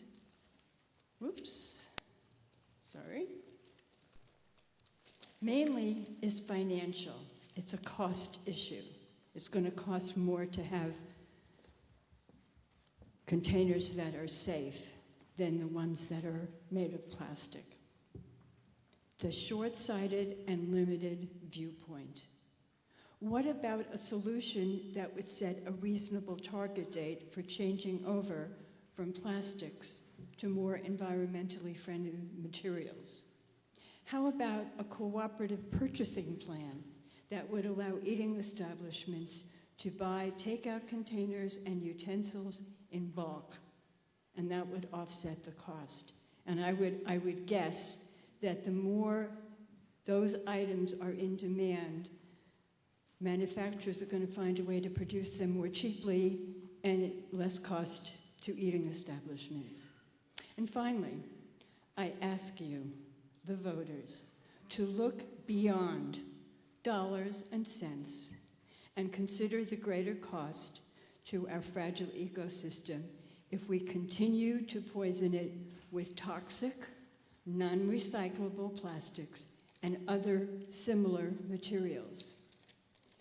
Many of these items used on our beaches and at our ponds make their way into our water. They do not biodegrade. They break into small, even microscopic particles, which are then ingested by fish, which residents and summer visitors may eat at the very establishments that have rejected the proposal to replace plastics with reusable and/or biodegradable containers and utensils. Think about these issues when the vote is taken. Thank you. Further debate, gentleman in the middle. Hi, John August, 91 Chase Street, West Harwich. I am also the owner of the Turn Inn in West Harwich, which does limited food service. I would urge fellow voters to not approve this initiative at this time. I think it is being presented well before the infrastructure is in place to support this type of initiative. There's three main reasons, I think, as has been noted on some of these other initiatives here tonight, that are aspirational in nature. Enforcement is nearly impossible. It's going to basically be people narking on each other or putting burden on town offices that are already burdened to try to go around and inspect these places to figure out who's using things and go through people's drawers to figure out who's got plastic hidden somewhere. I think the proposal also practically addresses a very tiny portion of the plastics that are generated by the people of this town. You know, you're going after the takeout food. You're not going after Amazon and delivering all those packages with the plastic packaging, and you're not going after the hardware stores where everything is packaged in hard plastic. You're not going after the distributors and the retail stores that produce and sell plastic toys and plastic packaged things everywhere. You're going over one tiny slice of the plastics that are produced, and it's falling on the backs of the businesses in this town. They're locally owned. That's where the takeout's coming from. You know, and I'm a grandfather of 5. Believe me, I would love to reduce the plastics and improve the environment we all live in. But I also believe it's practicality. It's not the dollars and cents. You know, I think that's just a naive look that businessmen are just looking to save 1 penny on a plastic fork. That is not what's happening here. It's the practicality. There is no infrastructure in place to support these type of recyclable or compostable components that we're talking about, they're going to end up in the same landfills. They're going to be incinerated in the same incinerators right now. Now, some of the advocates have mentioned that, hopefully something will be available on Cape Cod in a year, hopefully. Right now, if you Google, compostable companies, the closest one is in Arlington. They're not going to service up here. They're not going to come pick this stuff up. So it's going to end up in the same dumpsters. It's going to end up in the same landfills.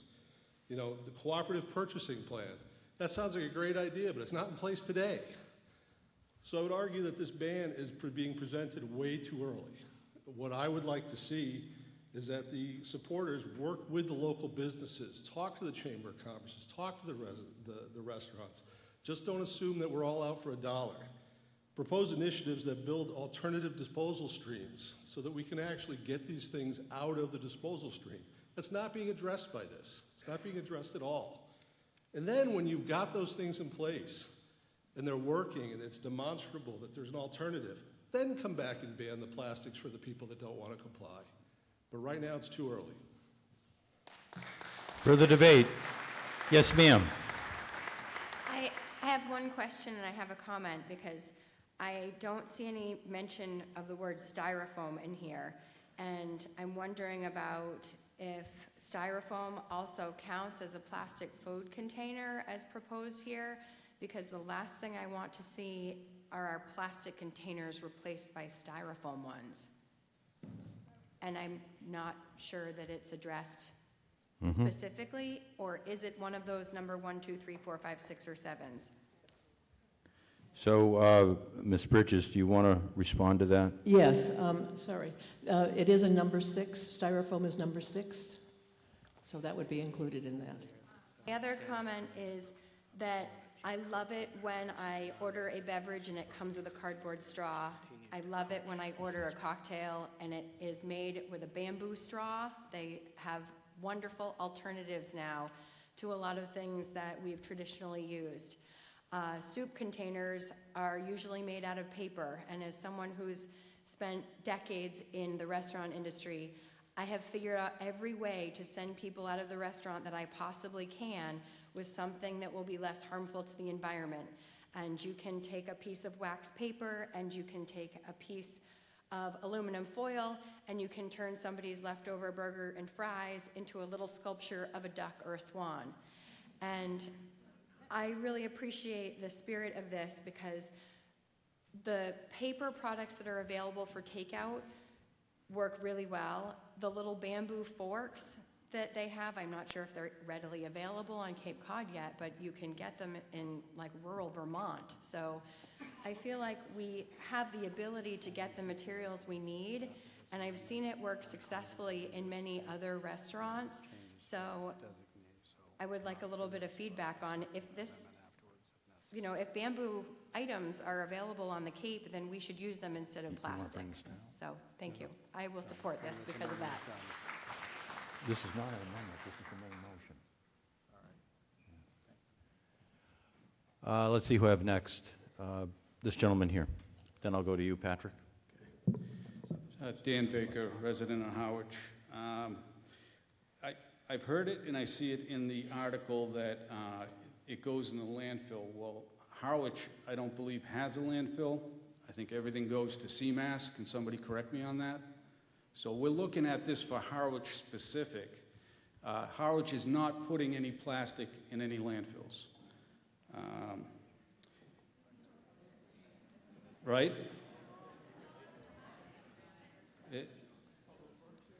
There may be somebody from Public Works that would address that. Everything should go to the household trash goes to the transfer station to CMAS. You want to address that? No, I don't want to address that. I want to address the non-resident that's coaching the speakers. All right. Well, really, as a point of order, I don't believe she should be. Harwich, the town of Harwich.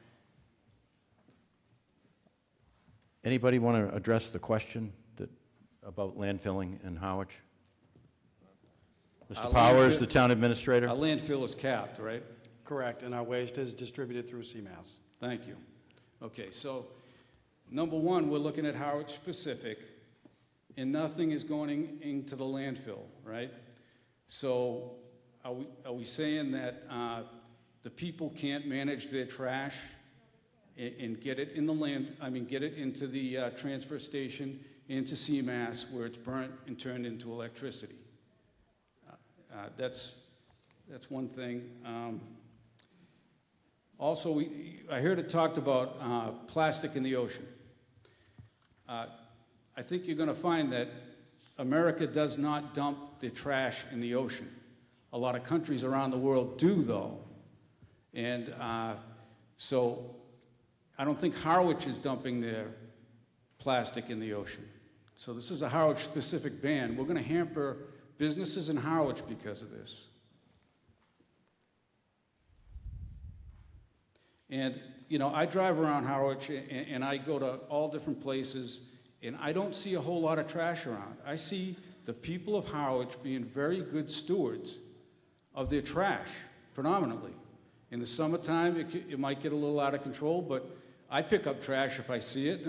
If there's something in front of my yard, I pick it up. And I don't see a lot of the food service single-use containers as trash anywhere. So I just wanted to bring those points up. Thank you. Thank you, sir. Mr. Otten, you're next. Yes, hello, Patrick Otten. In the 50-plus years I've been getting takeout, I've never gotten a pizza in a plastic container. It's always been in cardboard. Why can't everyone else? And with respect to the question of expenses for businesses, have you ever heard about electric cars and vehicles? Aren't they much more expensive than gasoline cars? Who's going to pay that additional cost? Won't car companies go out of business due to the added expense? Won't they lose customers? Even with the increased expense of electric vehicles, they are the wave of the future. Why? Because public consciousness, going green, and helping our environment, we are willing to pay the price difference between an electric vehicle and our standard carbon-emitting vehicle. Also, car companies are in competition. Who will be the greenest? Who will help the environment first? The same can happen with restaurants and takeout industry. Who will be the green leader? The place where you want to shop and get your next takeout. Thank you. Thank you. Yes, ma'am, over here. I'm not a Harwich And town. just so that that microphone is for voters only, so Oh. no one should be in line that's a non-voter. If I'm a over there. non-voter, can I ask for permission? Are to you a speak? voter? No. Okay. I was going to ask for permission to speak. And sir. who are you? My name is Madhavi Venkatesan. And where are you from? I'm from Brewster. Okay. Does anybody object to hearing from her? Sorry, we have an objection. Thank you. Yes, ma'am, you're next. Good evening, Mr. Moderator. Cindy Williams, Executive Director of the Harwich Chamber. I'm going to take this down because I'm too short. Sure. Thank you. Executive Director Either that or the microphone is too Harwich high, I'm Chamber not sure. and East Harwich resident. We do not doubt that reducing plastics is important, but it can be done in a more reasonable way than through a regulation that will have a negative economic impact on our over 30 restaurants, hotels, inns, ice cream shops, food vendors at your favorite festivals and events. And what hasn't been thought of is the Meals on Wheels program, the meals our seniors and homebound residents receive. This article, this article will add the already heavily regulated food service to businesses that are still recovering from the pandemic without giving them an opportunity to provide any input. It would make great sense to involve the businesses that will be impacted the most. If this article were to pass, why not give them a chance to add their ideas to solving this problem instead of just simply passing a regulation? There have been no joint meetings with our food service businesses to discuss how these local businesses will be drastically affected. There needs to be a reasonable packaging alternative that will work for the restaurant's specific needs. A suitable alternative for replacing plastic utensils does not exist or are cost prohibitive. A question with this article is that it states that schools are exempt from the regulation, yet schools use more disposable containers and utensils than the food service businesses in question. Cups are also exempt. Why is this? Biodegradable utensils are also part of what is banned. Plastic utensils cannot be processed through recycling equipment because they are too small. Yet if businesses switch to biodegradable utensils, these would degrade in the waste stream. We all have to do our part. These food service businesses are an integral part of our Harwich community. Let's see about working together. Our suggestion is to indefinitely postpone this article. Thank you. Further debate? Yes, ma'am, over here. Hi there, my name's Heidi. I am a local town resident. I am a waitress here in the town of Harwich. I would like to kind of bring something to light. Everyone is talking about personal responsibility, and as a community, you can take a real small step just as a customer, as a consumer. I want my water without a straw. I brought my own to-go container. This whole ban it kind of society isn't really going to work for the future. There's not going to be much freedom for people growing up in this town. We're going to be constricted, and that just doesn't really work here in America. So as far as I'm concerned, if you really are that concerned, you need to take it upon yourself and say no thank you to the straw. I brought my own container. Thank you so much. I mean, personal responsibility, guys. We're all adults. If you're that concerned, take it upon yourself. You want to be that person with your own food container in your purse? Do it. Go for it. I don't want my straw. I'm all set. As a waitress, for a while, I was unwrapping the straw and putting it in there. I learned that's probably not the best idea. They probably don't want that straw. So what did I do? I changed my habit as a server, which, by the way, I probably serve like 350 people a day on a double. I just put it on the table, okay? I asked, do you want a beverage napkin? Yes, no? Like, personal responsibility, that's how I impact the environment. That's me helping them. So if you want to keep banning things, you're going to really lack on town people. I don't know. I mean, you can't keep doing this to everybody. You just can't. It's absolutely ridiculous. I'm sorry. In the middle here. Hi. Are you a voter? I'm a resident. I just changed my voter registration. I just moved to West Harwich. So are you a voter? I'm not a current voter. No, I just changed my, but I got a visitor pass and I am a Okay, so you resident. don't have a voter card? No, All right. but I'm a resident. Does anybody object? She says she's moved here, but she hasn't registered to vote here. And where do you live? I teach all your kids in Harwich Elementary. I've got one objection from Mr. McCaskill over here. Anybody else? All right, I'm sorry. We need consent to the meeting.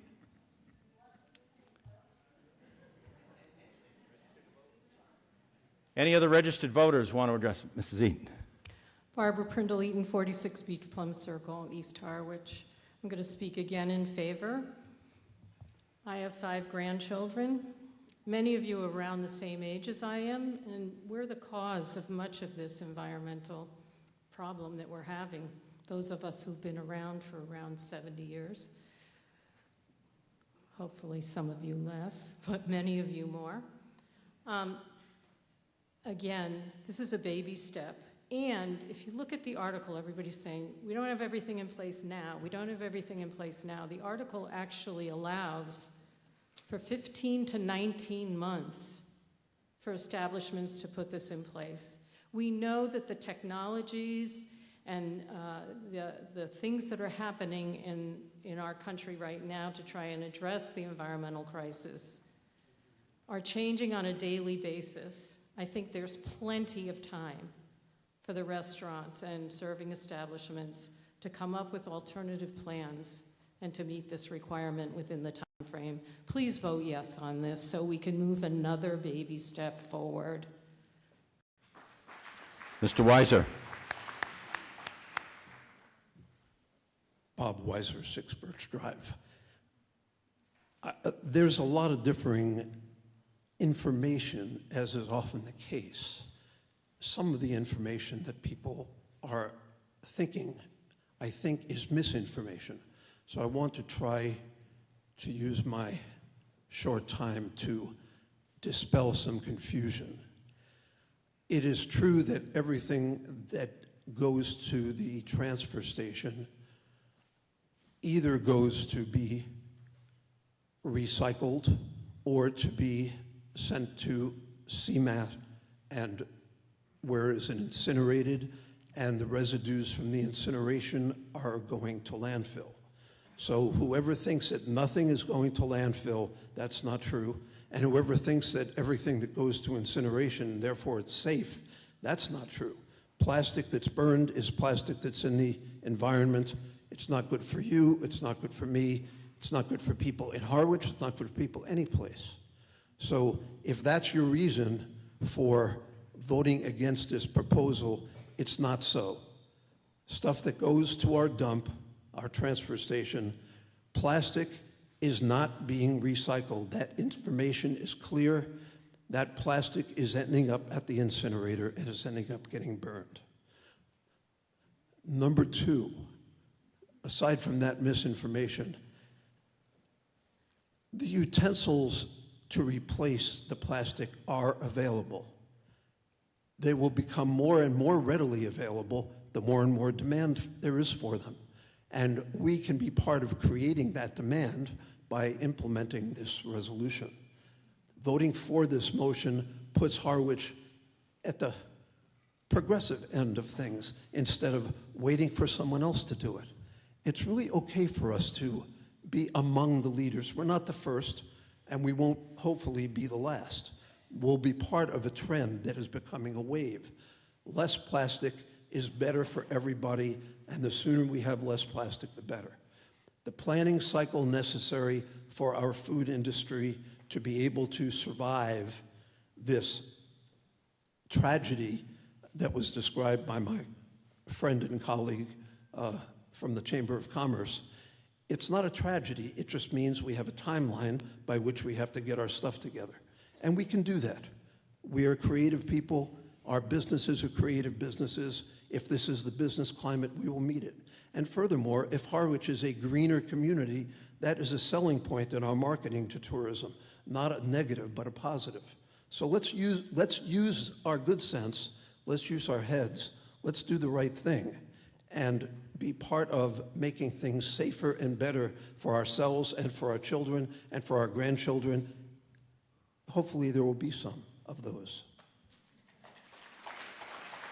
Further debate? Yes, ma'am. Hi, Chris Howard, East Harwich, Spruce Grove Road. I'm against this ban. I'm against bans in general, but I feel this one is industry specific to the food industry and particularly to our small businesses in the town of Harwich. 99% of the restaurants here in Harwich are independent, small businesses, and we like it that way. The problem is when we add restrictions like this ban, we drive them out of Harwich. So it's hard enough to find dinner after 9 o'clock anywhere in Harwich and Chatham and anywhere on this lower Outer Cape area. But we're going to end up having to go all the way to Yarmouth and all the way to Hyannis to get any food. Sure, the utensils are becoming more available, but they're also quite a bit more expensive. And I really feel that if you're going to go after plastic, you really need to go after the big producers of plastic, the grocery stores, the retail industry. That's where the plastic is. It's not those individual 1 or 2 forks. So I hope that people will be rational and think about this and not drive our small business restaurants out of Harwich. Thank you. Yes, ma'am. Thank you. Elaine Dickinson, Hillcrest Drive. I heartily agree with what Bob said, okay, about Harwich being a leader in this green movement. And God knows that the country, the world needs it. Other countries have done this. I have friends in the UK and in Europe and Australia. They've all done this. What it does is it creates a new business for entrepreneurs who create these materials that we need. And here's some other facts to think about. We don't often think about it, but plastic is a petroleum-based product. Can you imagine the chemicals that come out of plastic takeout containers now? Given the amount we consume, it also represents a growing industry that is directly tied to greenhouse gas emissions. The impact of plastics is more significant than most people are aware of, given the preoccupation with greenhouse gases from the energy sector. Greenhouse gas emissions from the plastic industry are estimated to outpace that of the present coal industry by 2050. Not only is using plastics affecting us directly in consumption, but it is impacting all of us in production. I urge my fellow Harwich voters to pass this vote and make Harwich a leader to start something that nobody else in the Cape has done yet. There's no reason why we can't do it. Further debate, the gentleman right here. Thank you. Josh Winston, Harwich resident. I don't have any fancy credentials or titles to put behind my name, but I'm short-sighted and I have a narrow viewpoint, but I wanted to at least express it, and that is that, well, first the first is a question, and that is, does this also include plastic nip bottles? Because it does. I don't believe it does. It doesn't? Oh, okay. It's, what's that? Takeout. Oh, takeout only, okay. So, which is just sort of makes, I think, the point, right? I think we do have it within our power to get to a place where we're using all recyclable materials, all renewable resources, and you're right, it is an excellent marketing and tourism aspect to use going forward. But I think a better way to do it would be to put some of those things in place first, get some more consensus together on how we can actually implement and enforce that, and come back with a better bill, a better motion later, which is more encompassing of the Amazons, the big grocery stores, all of that stuff, and not just punish small businesses in Harwich. Thank you. Anyone else? It looks like you're Mr. McManus. I'd like to just speak in favor of this motion. I note shop at Shaw's. One of the things I've noted there in preparation for this, they've already started transferring over from using plastic for their takeout things like chicken wings. You now get them in cardboard or paper containers. Some of the traditional takeout restaurant, our Chinese restaurant out in East Harwich, most of their takeout is already in paper containers. The only thing they would need to do is move their soups over to the paper takeout soup containers. In talking to the local coffee shop in the middle of town, one of the partners there, I asked him this morning if the materials he'd need to purchase are readily available on Cape, and he said they were. It's just a matter of ordering them as opposed to something else. And I think over the next 18 months, in January 1st of 2025, most of the restaurants can locate suppliers of that. You know, the concept that we'll have to, if this goes into effect, we'll have to drive to Yarmouth to get food in the evening. Well, Yarmouth has already put this ban in place. So, I mean, that may be something we should be doing now to get our takeout in Yarmouth, because you won't get it in plastic. And as to the cost, yeah, there is a cost, but one of the constituents that breaks down from these plastic containers that are littered, people who get takeout, a lot of them get it to sort of eat at the beach or at a park or someplace, and a lot of that winds up in the trash cans there, which in a lot of cases, because of overstuffing, some of those trash cans get scattered by the birds overnight. Well, as that breaks down, one of the constituents in plastic is PFAS, which migrates into our water supply. You all have heard the stories of the cost to Chatham and Hyannis that they've had to undergo to clean PFAS out of their drinking water. And that's a much bigger cost than will be impacted by the cost of implementing the takeout plastics ban. Further debate. Ms. Kelly, you've spoken once, right? Last remark, it's just a point of information. If you want to get a really good meal takeout, not in plastic, go to Friends Market over in Orleans. They use cardboard and they have great fish and vegetables and all kinds of things. The people who have restaurants here can do the same thing. If you just look around, there's really are alternatives. And I have my takeout meals there because it's good food and I don't have to use plastic. Yeah. Gentleman in the middle.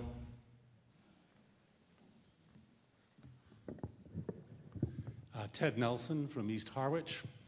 I wanted to address the business question, the tourism question.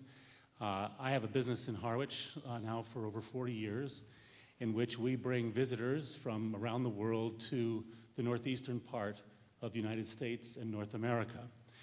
And being in the tourism industry for a long time, we keep track of trends and how we can adjust our business in order to make it better and meet the demands of the consumers on what they want to do. One of the biggest demands driving travel today is sustainability.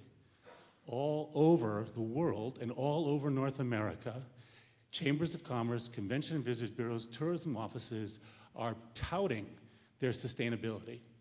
They're not defending the idea that you should be using plastics. They're creating opportunities because the visitors coming, making their travel plans are basing their decisions on where they're going to go based on sustainability. It's not the only reason, but it's a big one. I just want to mention that, and I hope that our businesses in town and our chamber in town will look at the opportunity as growth and to attract more visitors for all business. Over here. I just wanted to make a quick comment that I Googled the prices of plastic spoons compared to the bamboo utensils and found that per piece, a bamboo utensil costs less than 2 cents a piece, and a plastic utensil costs 13 cents a piece. So I would love to hear from some local business owners, and I'm sorry to call out people that might be in the room that I know own restaurants and probably are already using some of these materials, but someone in the business, if they could comment on the cost of this, because I don't think that we're right to assume that we're going to be throwing our local businesses out of town with this proposed ban. I would like to hear some more information if anyone is willing. Yeah. Gentleman in the middle. Robert Brayman. Move the question. It doesn't appear that there's anybody else at a microphone, so I'm just going to, I think that obviates the need to take that motion, and we'll go right to a vote. So the vote on, the motion on Article 56, it's been a while, so I think I should read it to you again. Accepted and adopted as printed with 2 changes. First, the effective date of the article be revised from September 1st, 2024 to January 1st, 2025. Then secondly, under the heading Prohibitions, the following statement is to be added. This article excludes all beverages prepared at food establishments. This would be a general bylaw, requires a simple majority to pass. All those in favor of the motion as read so signify by saying aye. Aye. And those opposed by saying no. No. I want to take a standing count. So if the same tellers are here, they'd come up and get their clickers. I'm going to have you count the same sections, Ed.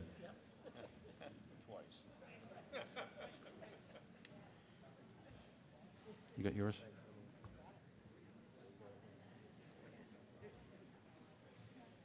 Same sections, Joan? Richard? And you're taking the back? All right. Okay, so we're going to take a standing count on the motion under Article 56.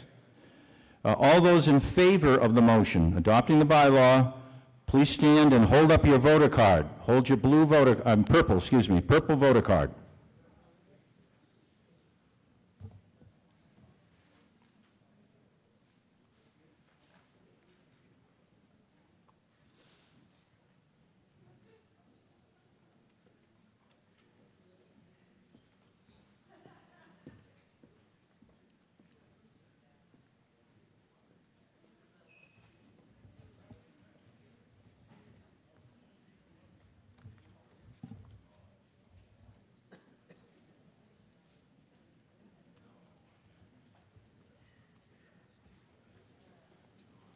Joan?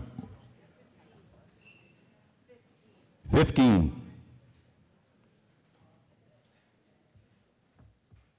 Mr. Bangs? 11. Mr. Handler? 60. And Mr. Waystack? 46. All those in opposition to the motion to adopt, please rise. Hold your voter card.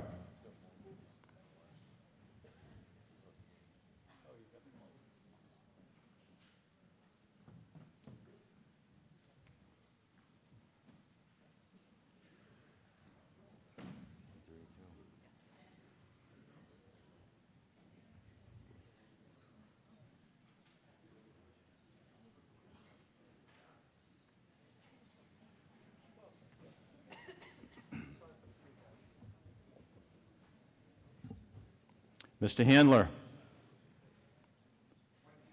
28.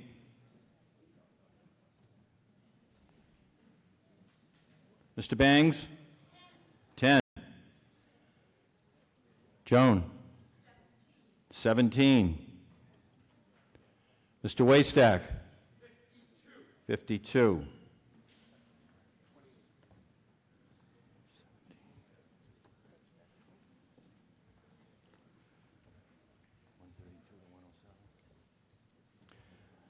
Those in favor, 132. Those in opposition, 107. The bylaw carries.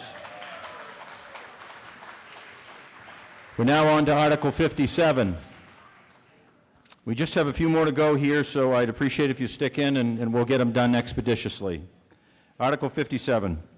See if the town will vote to authorize and ask the Select Board to petition the Great and General Court of the Commonwealth of Mass for special legislation, the text of which is set forth prohibiting the application of fertilizer in the town of Harwich, except for the purposes of commercial agriculture, and the residential use of organic fertilizer with low nitrogen and phosphorus for the use in growing fruits and vegetables that is allowable under the USDA National Organic Program Organic Standards, or OMRI listed. Any motion from the Finance Committee? I believe we have a positive motion from Mr. Otten. Yes, hello everybody, Patrick Otten. I'm going to start by saying this is a duplicate copy of already what has been passed by both Nantucket and Orleans. So I'm presenting a carbon copy. I need you to make a motion before you discuss it. Sorry. I move that Article 57 be accepted and adopted as printed. Okay. Anybody second that? All right. So a motion's been made to accept and adopt as printed, and it's been seconded. You have the floor, Mr. Otten. Okay. Thank you. Sorry for going too quickly here. But again, this is a duplicate copy of already what both Nantucket and Orleans have done. So I have a question for you. Why do we live here? Why do 5 million people sit in their cars every summer 3, 4, 5 hours just to come to Cape Cod? For our restaurants? For shopping? Perhaps, but they have all that at home. They come here because of our water, fresh and salt water. Harwich has 62 ponds, 11 miles of coastline. We live in a distinctly unique place, this place we call Cape Cod. There is no other place in Massachusetts, in the United States, or perhaps even in the world like Cape Cod. This sandbar we call home. Without our water, we may as well be living in Kansas City. We live on Cape Cod because of the ponds we love to swim in, the seashores where we play and gather our food, and the water aquifer from which we drink. We are surrounded by water. Our ponds, the seashores, the estuaries are all seriously endangered by pollution from our septic systems and the use of synthetic fertilizers. The native and natural ecology of Cape Cod years ago figured out how to thrive and grow with our sandy soil and intermittent rain without fertilizers. Nature is our best teacher. We need to follow nature's lessons, not those of the commercial fertilizer industry, the man-made synthetic fertilizers. We do not live in an urban society. Fertilizers are the second source of contaminations found in our water. Already in this town meeting, we have passed $50 million for sewering, another $5.5 million for sewering. Over the next 50 years, there's going to be an estimated cost of $4 billion for sewering. Also, we passed the cleanup of Skinnicket Pond, costing $92,000. If all our ponds have to be cleaned, $92,000 each, that's over $2 million just to keep our ponds clean. Also, we passed $50,000 to promote Harwich from the Chamber of Commerce. Is the Chamber of Commerce really going to promote our dirty waters, our polluted bays, are seriously impaired in bayments and seas. Not using fertilizers will cost us nothing, $0. This home rule petition will regulate fertilizers. Commercial agriculture is exempt. Homeowners growing fruits and vegetables must use organic fertilizers. Otherwise, the application of fertilizers will be prohibited. It's a little complicated because how this goes about, Harwich does not have the authority to regulate fertilizers. It's actually Beacon Hill, the Massachusetts Department of Agricultural Resources, that determines the regulation of fertilizers for the entire state, from the mountainous western Berkshires to the sandy P-town. One rule for all, a rule that does not fit well here. Cape Cod is distinctly unique, one of a kind. Unlike anywhere else in Massachusetts, Cape Cod has porous sandy soil in which surface and groundwaters easily flow into our underground aquifer and then is carried the pollutants to our ponds and seashore.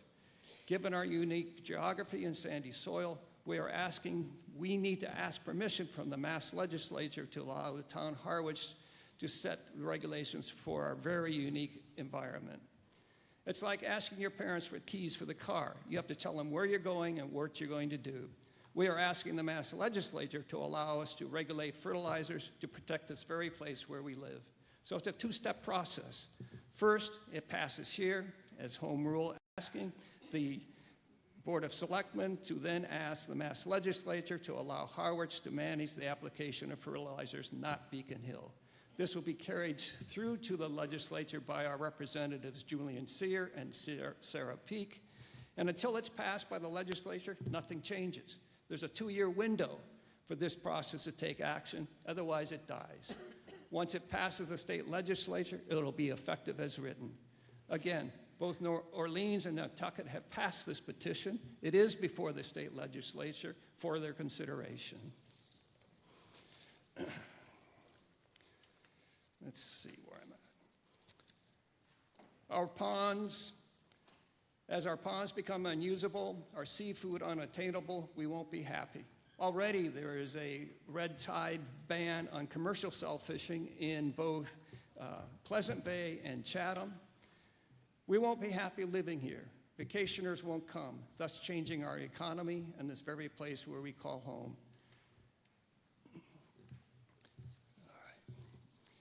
We are all well aware that there is a problem. Fertilizers are the second source of contaminants in our water, fresh and salt. Our current landscaping habits and practices are endangering the environment we live in.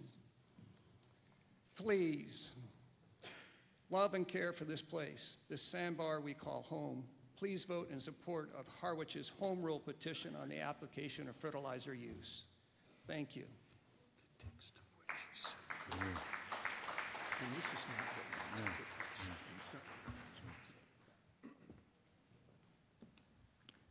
So, Mr. Otten, I just have one question for you before you sit down. In the article itself, on the third line, it says the text of which is set forth. And it doesn't appear the text is set forth in the article. I will tell you, given the fact that I am counsel to the town of Orleans, I will tell you the full text of a fertilizer ban was set forth in their article when it was voted. So this is not exactly the same. I simply wanted to bring that to your attention. So we'll move on. Next speaker to my right. I'm Allison Atwood, Cranberry Lane. I'm glad to be here tonight, and I'm actually very happy to speak on this subject. I am not really proficient on this. I have 2 animals at home, and for some reason, the people that come and cut my lawn decided to fertilize it. So I came home, my 2 dogs are inside my house, and now we're hostage in the house. I don't know if you're familiar with the sign that they kind of flag and stick on a stick and shove in your lawn, but there's a circle, and there's an adult, and there's a child, and there's a dog. and there's a big slash through that circle. And on the back side, they have to write what kind of application was put on the lawn. And so it was a learning curve for me. And I Googled it, and I found out there were like 28 pages, went on and on and on. But importantly, it stated that this was harmful, dangerous to human beings and animals. Now, my dogs couldn't go out and eliminate. I have one dog, his pseudo name is Chomper, because he eats the grass and sticks and anything he can put his mouth in. And what do dogs love to do? Roll on their backs in ecstasy, in sheer joy, and we laugh because it gives us such pleasure to see the animals happy. So fortunately, I do have a niece that is a professor, an environmental scientist at Cornell. And I called her and I said, Meredith, can you help me with this?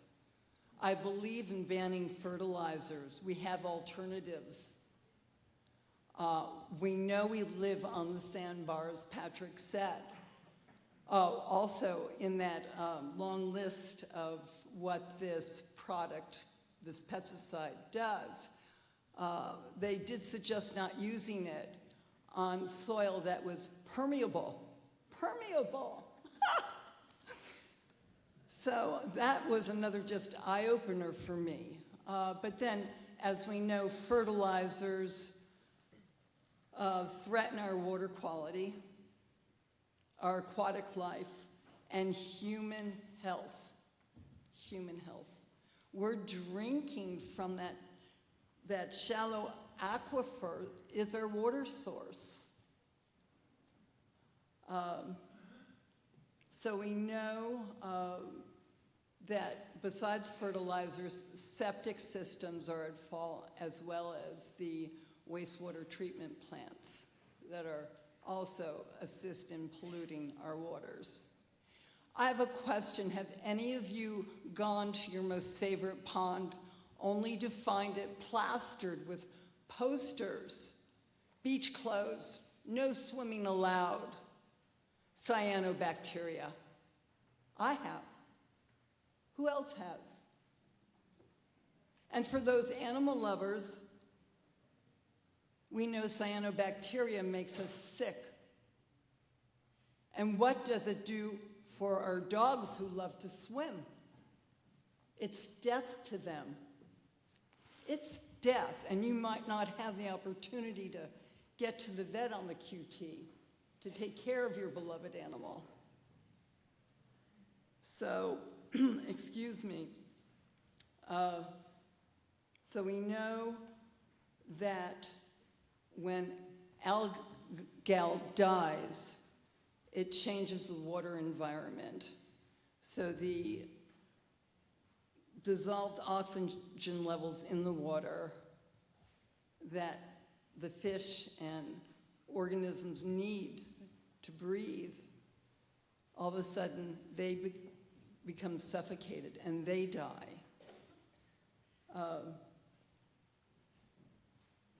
So I feel this very passionately. We know what doesn't work.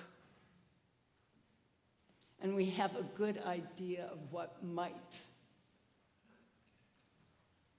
And so I think as a collective, we are all in this together.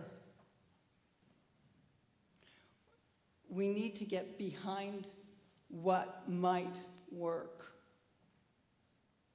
And this was mentioned before by someone, and I am of the same ilk.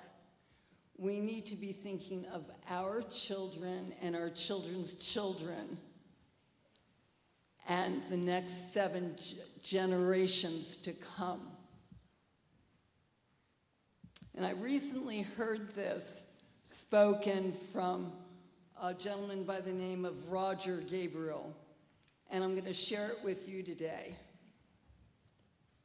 Today, recognize the environment as being your external body. Let me say that again. Recognize the environment as your extended body. Doesn't that switch things? So our environment is non-negotiable. It needs our care, our heart. We can't continue on this trajectory, and I say vote yes, and I thank you for your good grace in listening to me this evening. Further debate. Gentleman to my left. Tom Birch, resident of Harwich since 1980, landscaper, professional landscaper.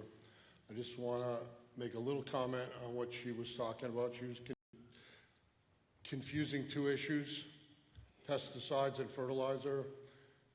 Make sure she's aware that that notification that was placed on her lawn was not about fertilizer, it was about pesticides.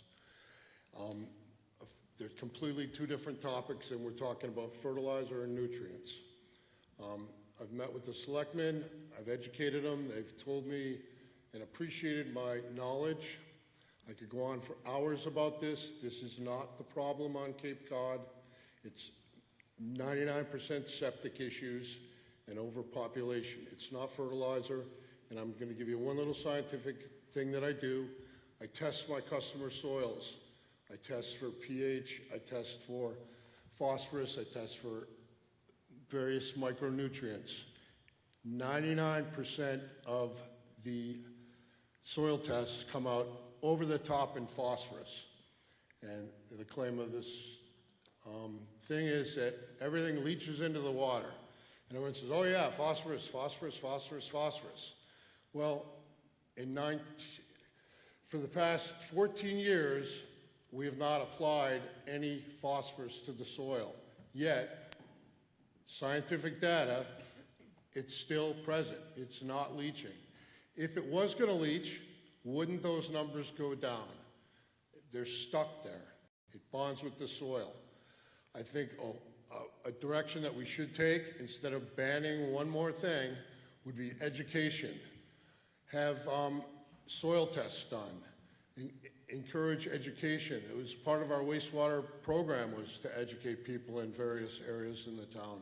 I don't think anything's happened. I volunteered to work with the Chamber of Commerce, get grants for soil tests, educate people on how to do things right, but fertilizer is not the problem, and I just want to make sure everyone understands that the previous speaker was talking about pesticides and not fertilizer. Thank you. Further debate. Woman in the middle here. Rebecca Burrell, from Harwich, 115C Sisson Road. So I want to address three parts of this issue around fertilizers, and one has to do with care for our human culture here and the quality of life of our water and our blue economy are important things to us. Also, what this petition addresses is the care for our environment. So I want to add one more thing that's an extension of that, which is the understanding of the dire straits that our whole planet is in environmentally, which have been brought up several times so far. And that's reflected in what's called the environmental justice movement that was spawned in the early 1960s by Rachel Carson's book, Silent Spring. Parallel to that is a movement called Nature Rights Movement, which is actually a legal systems that defend the rights of nature. And that was originated back in the early 70s. And what both of these projects require of us as human beings is to shift our center of value to human needs, which also encompasses human dominance of nature, human supremacy over nature, so that we tinker with nature, we make these artificial realities and artificial substances which we use to change nature to suit our needs. Okay? So a shift from human-centered values to nature-centered values, a shift to nature as our center of value, where we relate to nature as a kinship, as a kin of us, that we're contained within, which is our home. Ecology means home. Echo is a Greek root for ecology, means home, our place that contains us. So if we take care of our environment, we can take care of us. One of the things that the nature of the rights of nature has been doing over the past 3 years is a quote from the Columbia Climate School, which is out of Columbia University in New York, which states that over the last decade, courts, legislators, and various bodies of government in countries around the world have sought and won ecosystem protection through nature rights. This is a real movement in existence that's operating worldwide. And so this petition and the other petitions around our environment here are local expressions of that. And it's a responsibility, it's an ethical and moral responsibility that we all have. And it's considered that the shifting of our center of value from human supremacy to nature as our center of value, the intelligences of nature, ecosystems, processes that we can learn from. That's called biomimicry. We learn, the study of learning from nature, how its systems work, so we use those same systems. We apply those same systems, but we're in the escalation of a sixth mass extinction going on right now. We're right in the middle of it. Ms. Farrell, I'm going to ask you to try and direct your comments specifically to this article. It is. To ban fertilizer. It is. It's contained. It contains that. And so that's a human-made issue. And so to return to the local issue, one of our local landscapers had suggested leaf compost as the best alternative. This is the time of year to put like an inch of leaf compost all over your yard if you're looking for a green yard as opposed to what's called the Cape Cod lawn. And that she says that this is called a top dressing, and a top dressing also feeds microorganisms and worms as well as vegetation. If you have happy worms, then they reproduce and poop. Their poop is black gold, okay, which is natural fertilizer in nature. So here it is, return to nature as the center of our value system. Bringing your land back, she urges us to bring our land back into the cycle of life. Nature as the center of our value system, and become a sustainable property, that your land will become a sustainable property. With worms, you won't need any fertilizer again. But note, one application of anything synthetic or pesticide applications disrupts the natural cycle of life so much that it kills microorganisms and worms, which are the very source of our rich soil and therefore rich lawns. So to think of this issue in a greater context of our world environmental consciousness, environmental justice movement, and the rights of nature movement. Thank you. Gentleman to my right. Marvin Parker, Northwest Harwich. I'm rising in support of this motion. I'm advocating prohibiting the use of chemical or synthetic fertilizers to better protect the town's waterways. Why? Well, we already know that fertilizer runoff and seepage into freshwater ponds, the seashore, embayments, estuaries, causes unacceptable water quality. But some businesses and groups say that a ban isn't the right approach to achieving those goals. And I certainly understand their concerns. Some say that banning chemical fertilizer is an overreach. Fertilizer sales account for a sizable chunk of revenue in the spring and summertime business for the companies that sell these products.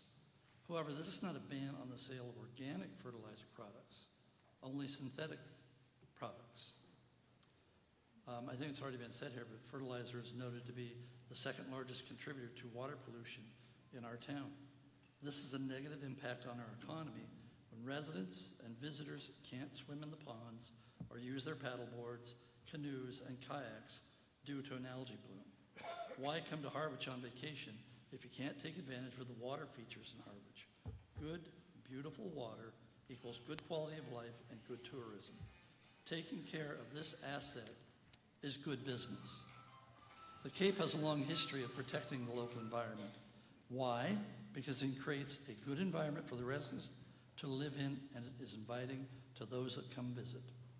I believe in strongly supporting our local businesses while at the same time respecting our responsibility to the town in addressing issues, even when those issues are challenging, especially those issues that have a negative impact on our town, the economy, the environment, and this issue specifically of protecting our most important asset, our waters.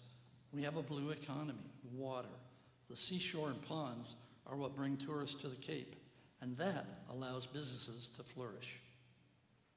The Board of Health in Harwich approved regulations to curb fertilizer use in January of 2021, but the board rescinded its vote in November of that year on the recommendation of Town Council, who informed the town that only the State Department of Agricultural Resources has oversight over the use of fertilizers. I believe that this motion is asking that the state allow us to protect our environment and our economy by allowing us to ban the use of synthetic fertilizers. Our greatest asset by far is in the long term is our waters. We've got to look at this in a practical way. By banning synthetic fertilizers, we will improve the health of we the people that live here and the environment and preserve our way of life. How does one put a price on that? The fertilizer ban is aimed at decreasing the nutrient load of nitrogen and phosphorus into ponds and estuaries through rain and melting snow. I hope you will join me in supporting the ban of these fertilizers. Got the gentleman over here, and then Selectman Anderson. Stan Pastuzak, Northeast Drive. Motion to move the question. Okay, it's been moved and seconded to move the question, which you know means to terminate debate on this issue. It requires a 3/4 majority to pass. All those in favor of terminating debate on Article 57 so signify by saying aye. And those opposed by saying no. If the tellers are in the hall, I need to take a standing count.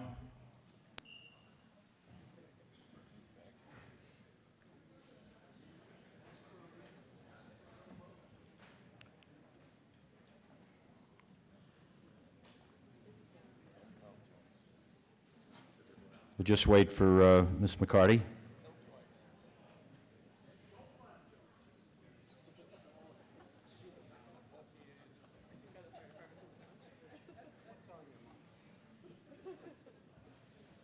The tellers are going to count their same sections.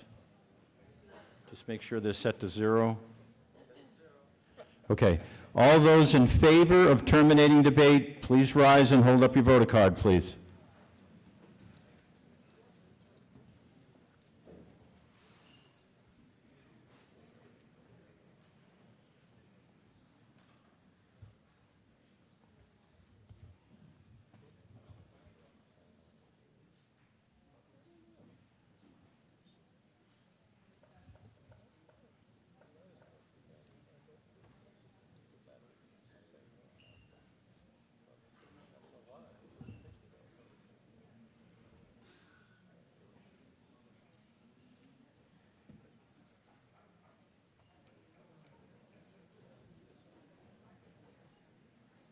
Mr. Bangs?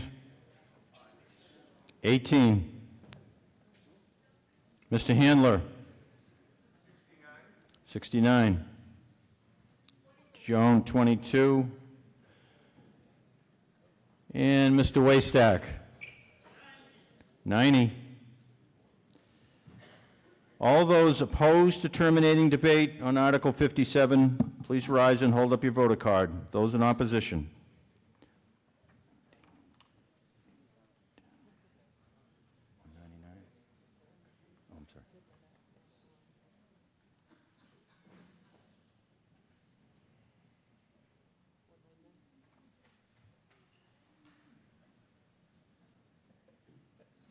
Mr. Handler?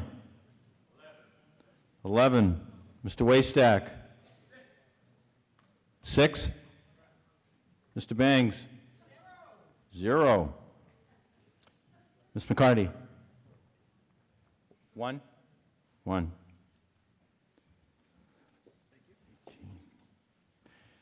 So those in favor of terminating debate, 199. Those in opposition, 18. The motion carries by the necessary 3/4 majority. So we'll now take the vote on the motion under Article 57. Motion's very simple. It's accept and adopt as printed. All those in favor of the motion as read so signify by saying aye. And those opposed by saying no.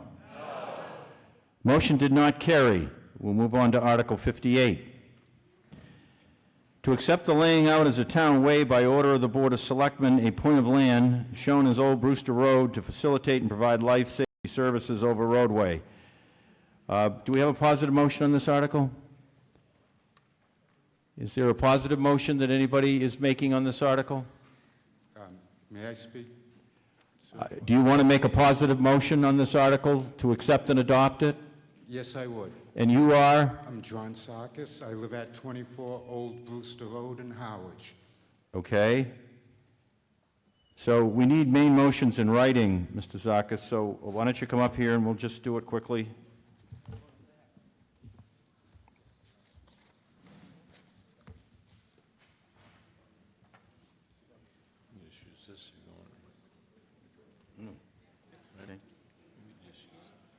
I guess we have one. Accept and adopt as printed. Does that look okay?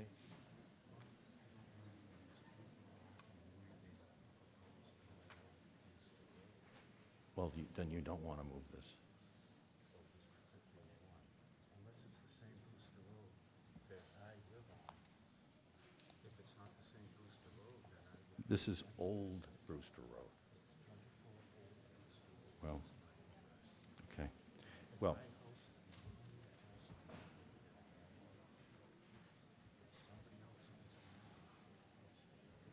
I can't help you with that. I mean, if you don't know what road this is, I'm not sure you should be making the motion. Okay. All right, I'll just tell it. So Mr. Zakis, after discussion, has decided not to bring the motion to accept and adopt. Does anyone else want to bring a motion to accept and adopt on this article? Seeing none, I'll recognize Mr. Hughes. Yep. Mr. Chairman, I move Article 58 be indefinitely postponed. It's been moved and seconded that Article 58 be indefinitely postponed. Is there any debate? Hearing none, we'll put the matter to a vote. All those in favor of indefinite postponement so signify by saying aye. Aye. And those opposed by saying no. The matter is indefinitely postponed. Article 59.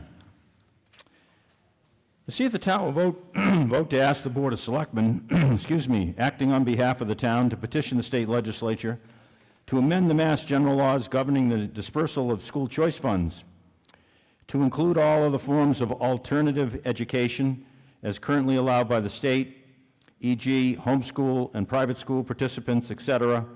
In addition to the petition should be made with the language requesting that any changes to Mass General laws should consider interim support to address any negative drawdown impacts to the public school system during any resultant adjustment phase. Mr. Hughes, is anybody making a positive motion on this article? You are? Dan Baker, resident of Harwich. Okay, and what's the motion you want to make?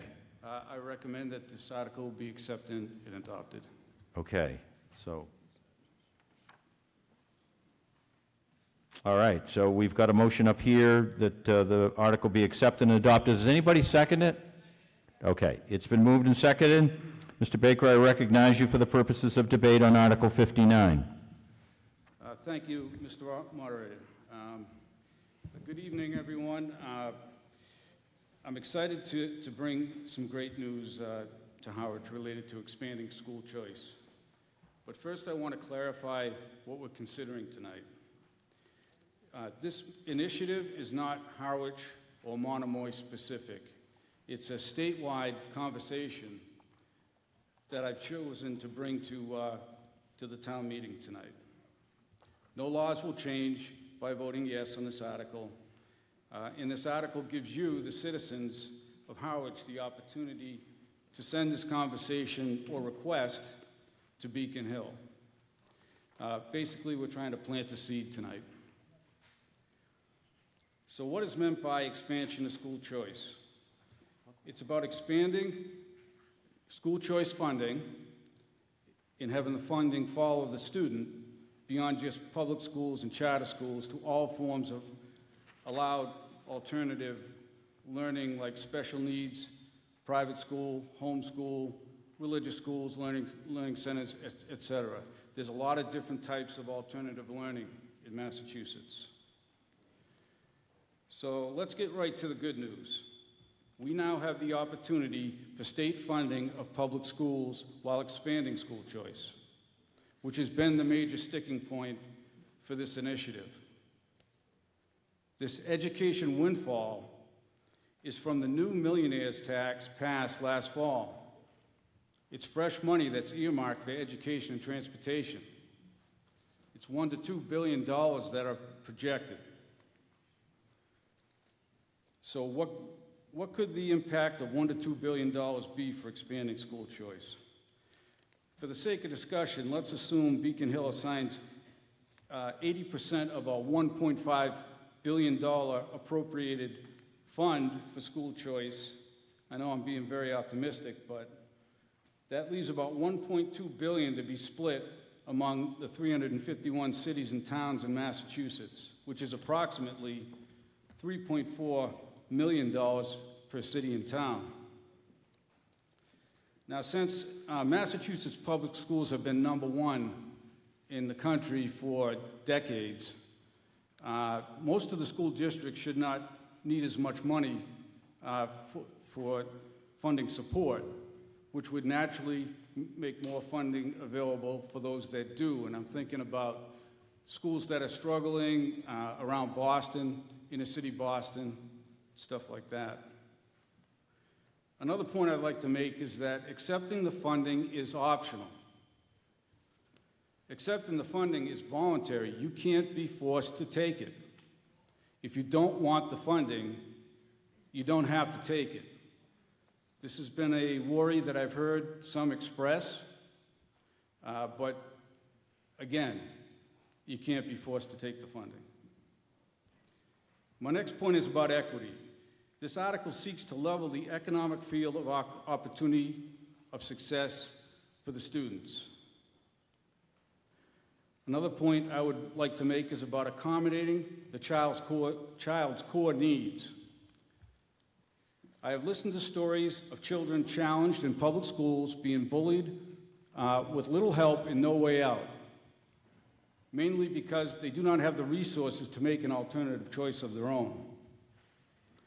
So the core need for expanding school choice is to help out those that do not have the resources, not necessarily those that do. So for tonight, please consider those that do not have the resources when you cast your vote. My next point is about parents' choice.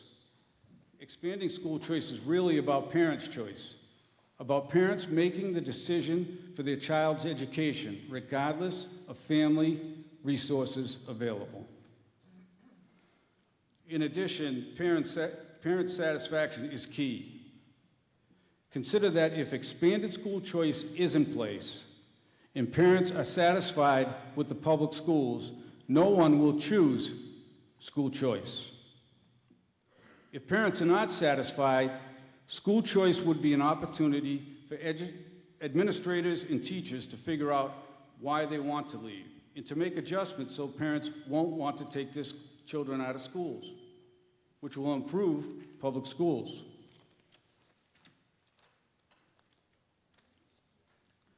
That leads to my next point, competition.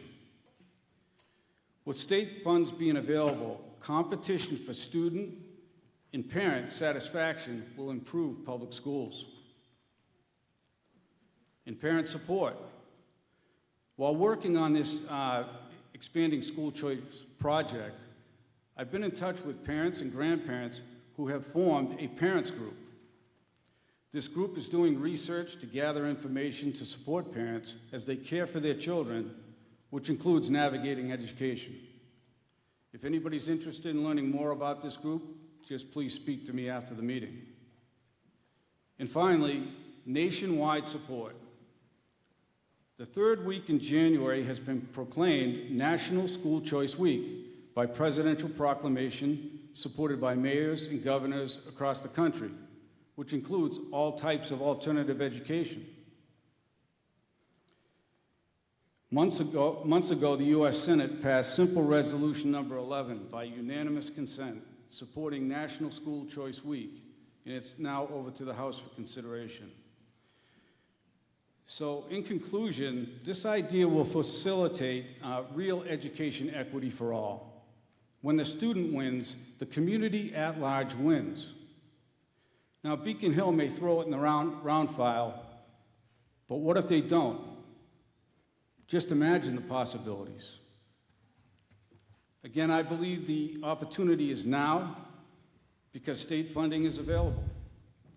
So please, I'm asking you to think beyond Harwich and raise your voice to send this conversation to Beacon Hill, to encourage life-changing equity in education for all students, especially those that do not have the resources, to ensure that absolutely no child is left behind in Massachusetts. Thank you. Any further debate on Article 59? Yes, ma'am. Thank you. My name is Megan Smith. I live on Cindy's Lane in Harwich. I stood here 1 year ago to speak out against this proposal, and I'm standing here again tonight. And I will continue to stand here as many times as this request is made. I am very proud of the support the town has shown toward the young children and their families here in Harwich. Through the votes and conversations last night, I know that Harwich values our young families and understands how important it is to keep those families here, as well as encourage others to move here. We have a strong Monomoy School District which serves students from preschool through high school. Our district is attractive to families who are enrolling children, as well as educational professionals looking for a career here. The key to that desirability is our town's support of the schools. Just like a year ago, this proposal, if passed by the state, would undermine the strong school district we have. I understand that parents and families may have differing viewpoints from the curricula currently in place in our schools. Fortunately, they currently have the option of school choice, which is something that is available to all students and families in our district. Current school choice includes neighboring districts that have space, as well as charters who accept students on a lottery system. This ensures that any student has an equal opportunity to attend that school. Private schools do not provide such a lottery system, and therefore favor families of higher wealth. This proposal, as written, if passed at a state level, would not improve that. Private schools would still be able to pick and choose students that attend. It would just allow them to siphon funds from our taxpayers. The result is the students who need the most support in our public schools would be left with less funding. I also understand that some families may choose to homeschool. It's fantastic that these families have that option. However, that is the family's choice to stay home and create their own curriculum to meet the state educational requirements. Many families cannot afford to stay home to educate their children, and this proposal would again chisel away at the funding for those public school students. I appreciate that the citizen who proposed this petition changed the verbiage so it's not exactly the same as the one being presented to Dennis Town Meeting this evening. He added an argument that school choice children are being sacrificed. It's actually the other way around. The petitioner is asking public school students who do not have the luxury of choosing to homeschool to sacrifice their funding in favor of a family that does have that luxury. The petition also implies that the Monomoy district is discriminatory and is neither fair nor equitable. On the contrary, our public school system is where families can turn for education for all children. If the petitioner is truly concerned about the public good, he should work with the school system if he sees opportunity for improvement for the good of all. The final edit from last year's petition references Arizona law. To be perfectly blunt, Arizona has passed several laws recently that target teachers in public schools, including book banning. Arizona is not something that our town should emulate or strive for and should be considered a null argument. Please do not try to turn publicly funded core programs in our town into a cafeteria system where we only pay for what we use and we get refunds for what we don't use. I pay for the senior center because it is important to our town. I pay for the fire department even though I have not had to use it yet, knock on wood. I pay for the police department, and again, I have not had to call on them, fortunately. I am not asking for those funds to be diverted. Please do not divert our schools' funding. It is the cost of living in such an amazing town. Thank you. Young lady to my right. Oh, thank you for calling me young. I so appreciate it. Hi, this is Sherry Armstrong, South Harwich.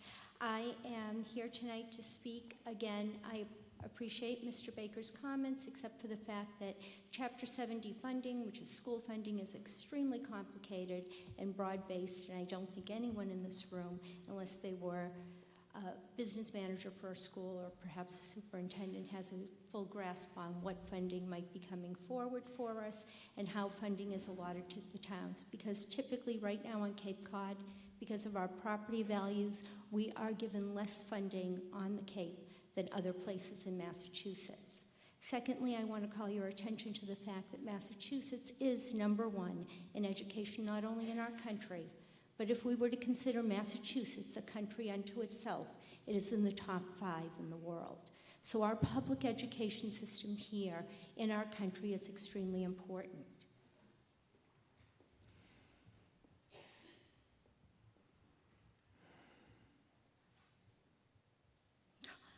I apologize, I had something written, and I will defer to the good woman from Harwich here and ask that you come back to me so that I can refer to my notes, which I just lost. Thank you. Okay, lady in the middle here. Thank you very much. Diane LeDuc, Church Street. Just 4 quick little things. A little reminder, last year the Good Towns people turned this down because it's a bad idea. The topic of separation of church and state is behind this, and most of us, never mind. Church and state, separation. It's a good idea. It's been a good idea since the start, and we need to keep the separation of church and state. And by church, don't get me wrong, I love Jesus, but they're talking about private schools, religious schools, and those folks can apply for grants if they need some more money. And lastly, I have subbed in Harwich, Brewster, and Chatham for the past 12 or so years, and I've been in the SPED classrooms there. They are fabulous. The people who work in this area with children with special needs, they're beyond that. I've never heard a complaint. They're doing a great job, and I'm sure they will continue to do a good job. But if we have to give our money to people who are not, then it's just not their money. Thank you. Selectman Kavanaugh. Thank you, Mr. Moderator. I just want to reiterate that I am against this article as well because of the fine public school system we have built and ultimately the strong resources that are available through our school system. And I would note that special needs children already do get services, have the availability of services through our school system. I would also remind everybody that last night we voted the school budget, to the other woman's point, with strong support and another $250,000 to help with 3- and 4-year-olds' education. So this board, this town, is committed to a strong educational system for our children. However, to the other woman's point about school funding, we never get what we're supposed to get. We're never fully funded. So as we watch our budget here in Harwich grow versus Chatham's side, that's another conversation, but we certainly can't afford to lose more monies to outside sources And ultimately, I'm never against children being educated and having choices. I would argue that here on the Cape, children have more choices than a lot of other people in our state. I grew up in Watertown. We went to Watertown schools. There were no choices. So ultimately, our kids have choices in different types of venues. If people are lucky enough to be able to homeschool their children, that's wonderful if that's something they choose to do. But our school system needs its money, its support. We have great teachers, great resources, and let's stay committed to them. Thank you. Any further debate under Article 59? I'm going to take somebody new first, and then try and add something new. It's late in the evening, and we're getting close to trying to finish up here, so go ahead, ma'am. My name is Mary Cronin, and I live in East Harwich. I'm a longtime educator, and I just wanted to point out that I'm opposed to this article. One of the reasons why is because public schools take all comers. There are no lotteries, there are no applications. They are compelled to offer a free, appropriate public education to all children. And I believe that we should do everything we can to support the health and stability of the public schools in our state and in our town. Thank you. Thank you. Anyone else? Did you want to finish? You found your note, and I'll let you finish. Thank you so much for your indulgence, and I appreciate that. I think that other people have made these comments, but I want to be sure to just highlight them because I think it's so important, and I believe that Mr. Kukunis is going to speak in favor of this article, so I'd like to make my points. Public education is the great equalizer. Simply, it is available and accessible to everyone. Although it is expensive, it is also priceless. A portion of your tax dollars is allocated to the public schools in our community. These public schools are required to meet a number of educational objectives mandated by the Massachusetts Department of Elementary and Secondary Education. Monomoy Public Schools consistently meets or exceeds these objectives. Cape Cod Regional Technical School and Cape Cod Lighthouse Charter School meet these objectives. As individuals, we have the freedom to make choices. Our choices are often made based on a belief that something better meets our needs or satisfies our wants. Frequently, these choices carry a greater cost. For example, steak rather than hamburger, first class as opposed to coach. We do not expect anyone to subsidize our personal choices. I strongly believe that families have the right to choose how and where they educate their children. However, taking money from public education to be given to those who choose private or homeschooling impacts the public school budget, which benefits almost all of the school-age children in our town and in our surrounding communities. The Select Board is elected and charged to work for the common good and support our town government and its public institutions. It is a disappointment, with the exception of Ms. Kavanaugh, that they would consider diverting public funds for private use, which is what this article proposes. Please do not be fooled by proponents of this article who state that a positive vote is simply to bring this request to the attention of the state legislature. This is a vote of your commitment to ensuring access and equity for all children and honoring the cornerstone of a democratic society, free and public education. If you value and take pride in our public schools and the benefits excellent public schools bring to our community, please reject and vote a resounding no to this article. Thank you. Mr. Ballantyne, Selectman Ballantyne. Thank you. Just a quick comment. There's no doubt that we all agree Monomoy is one of the best schools we've ever been associated with, and we're very proud of all their accomplishments. My vote in the selectmen as being, as a select board, in favor of this motion was, that being said, I do think it's important that students have an option. There may be a few kids in school that homeschool fits for them. In terms of money, the information I got from the Monomoy business manager last night was a rough estimate, but I believe right now there's less than 20 students being homeschooled. So I don't know if that's going to be a material effect on the school budget, because we have a board and as a town of fully committed to the Monomoy school system, have been and will be. But to give some options to those few kids that may be better served by homeschooling makes some sense to me. Any further debate? Woman over here.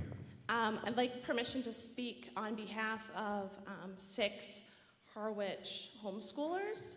Are you a resident? I am not, however... Oh, wait a minute, wait a minute. Wait, this has to do with state and... Ma'am? I'd like... Ma'am, excuse me, you don't have a right to address the Harwich Town meeting unless you are... permission? You can ask for permission. If somebody objects, then you can't address the meeting. Does anybody object to this woman speaking? I'm sorry. There's an objection. Next one in line. Yes, Mr. Houston. Richard Houston.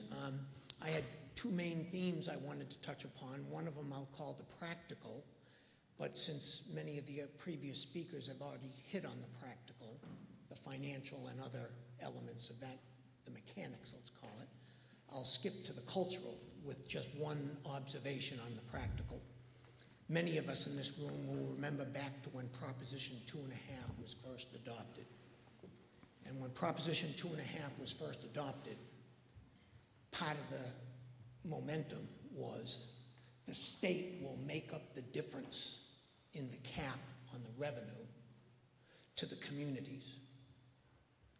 The formula they put together after Proposition 2.5 was adopted, in my view of watching that over some 40 years, never came through with what our community properly deserved. So I don't trust the state to come up with a mechanism to help bail us out of the practical financial part of what this would potentially engage. I believe there's somewhere around 75 school-age children in the town that don't go to the public schools. They go to private, they're homeschooled, et cetera, et cetera, et cetera. Practical, the cultural. Having spent 43 years as a high school teacher, I will say that the cultural element of the local public school, in my opinion, is more important than those practical elements. It's seeing children from every walk of life, all the different parts of our community, types of people in our community, coming together in one building and learning how to be a community. In this day and age, I believe we need to be pushing more for pulling people together in a sense of community, because we're fragmenting our local communities, our state, and our country by wanting to compartmentalize people.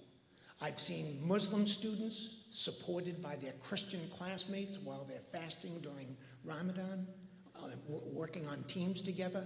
I've had kids working on assignments in front of me in class who might have one kid who comes into school with a MAGA hat and the other kid with a Black Lives Matter hat, and they learn how to be a community and, dare I say, love one another, working together in the same building. That's what we want to be fostering. Thank you. Any further debate on the motion under Article 50? Yes, sir. Charles Gruska, 6 T-Berry Ave, Harwich. I'm proud to follow my fellow Holy Cross alum, Mr. Houston, to the mic. Come with 34 years of experience in public education as a teacher, counselor, and school administrator. I addressed this last year when the similar article came up at this town meeting, and at that time said that I really strongly do favor the right of everyone to choose where their children get educated. I have extensive experience in the public schools, and that experience tells me that public school is not the best situation for every single individual, for a variety of reasons I won't go into. The objection I had last year to this when it came up follows on some of what Mr. Houston said, and that is that the situation right now is that school choice penalizes the local school budget. We pay for children to go to other schools out of the school budget that we're trying to fund. My 2 children did not go to public school. I have 2 grandchildren who go to Monomoy on Monomoy High School on school choice from out of Monomoy. So I come from that perspective. I urged the makers of the petition last year come back in a future year and bring a proposal to add to their petition that the state change the way it funds school choice, and so would not penalize us. They did that. However, I don't think that what they're asking for goes far enough. I have experience with trying to lobby the state on school funding since 1993 when the Education Reform Act came in. I've worked with legislators. I've testified before the Joint Committee on Education on these matters. I've kept that effort up over the years, and I don't trust the legislature any more than Mr. Houston did based on my experiences.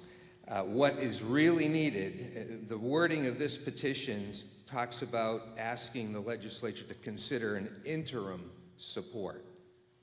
That's good for, at best, 1 year. You get a promise and then it's gone. We need a permanent solution.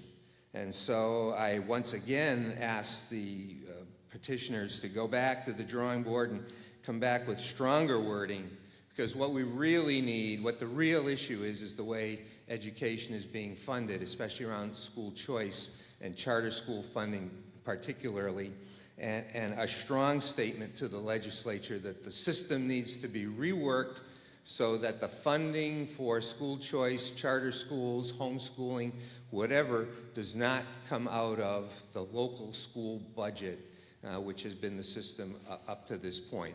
That is what we need. We're getting harder and harder every year to fund the Monomoy school budget with all the needs of the school district, and that's not going to reverse itself in the process. And this is one way that we could do that. Now, the legislature is not going to listen to a letter from Harwich, but I can tell you that this could start the ball rolling, because I think it's going to be controlled by Boston and the large gateway cities.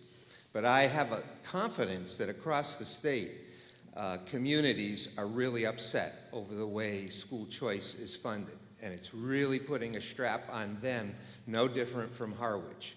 If somebody gets the ball rolling, I wouldn't be surprised if other communities, some big-ticket communities, wouldn't join Harwich if they were to propose that. But this is not sufficient in tonight's article. It needs to be stronger, it needs to be a permanent solution, and it needs to be a permanent solution that does not penalize the local school budget for supporting the good concept, in my mind, and necessary concept of school choice for all. Thank you. Thank you. Anyone else? Mr. Kokonis. Thank you, Mr. Moderator. I wanted to make a couple of points to remind everybody. We don't vote the explanation. So everything that you see in this article that starts with explanation all the way down is nothing but someone's opinion. That's not what we're voting on. We're voting on the language of the article. We're actually voting on the motion, not the article. Thank you. And the motion, once again, is pretty clear. And I said this last year, and I'll say it again. I support this. I support this because I, like Mr. Houston, don't trust our state legislature, and I don't think they're looking at things that they should be looking at. And that's exactly what I believe this does. It does. I don't want to see it filled with particular and precise requests. I want that argument to be done at the state legislature. I want it to be as general as possible and just requesting that our legislatures look at this, know that Howard supported it, and bring something forth for the floor of the state legislature. That's where they will bang out, and they rightfully should bang out the particulars, including in that the disbursements of money and funding to the schools. I was on the finance committee for the town, I don't know, I guess 20 years ago now. We asked for it then because we don't like the way that they distribute money throughout the state. We need to start telling our state legislatures that we're looking at issues and we want them to fight for us. And this is just one of them to start. And that's why I didn't want to see dollar values put in here. They might come up with a system that maybe certain schools only get $1,000. But we voted last night to support young families here with the tune of $250,000 to help them get help for daycare. You know, what's wrong with having school choice funds going to a homeschooling family so they can buy a decent computer. I'm not saying they should get the 10 grand or 8 grand that goes with the student that goes to another school, but why shouldn't they be able to get some of our tax dollars to help them have the curriculum and the tools that they need to do a good job if they decide to homeschool? This discussion needs to happen on the floor of our legislature, and let's send it to them, and send it to them vague. Someone said if you pass this as written, okay, it says request that any changes. It says should consider interim. Doesn't say it's an interim seat. That's not what we're doing. We're sending an idea to the legislature. And I agree with the previous speaker, it's time to get the ball rolling. This is not perfect, but it's not bad either. It gets the ball rolling. Thank you. Any further debate? Yes, sir. Scott Carpenter, I'm the Monomoy superintendent, but I am also no longer a Harwich resident. You are a Harwich resident now? I am no longer. Oh, you've moved out. So does anybody object to hearing from our school superintendent?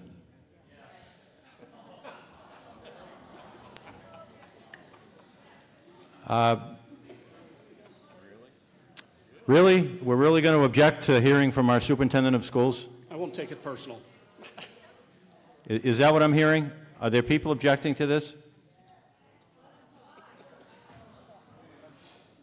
Well, what I can do is take a recess, and those who want to listen to him can stay, and others not. I mean, this is getting to the point here. We haven't had this in Howard since I've been here a long, long time, where we're just starting to object to people. This is our superintendent of schools. You have the floor. Just to quickly correct just some of the math on this, and just if this were to pass today. At the moment, we have 17 families in Harwich who choose to school choice.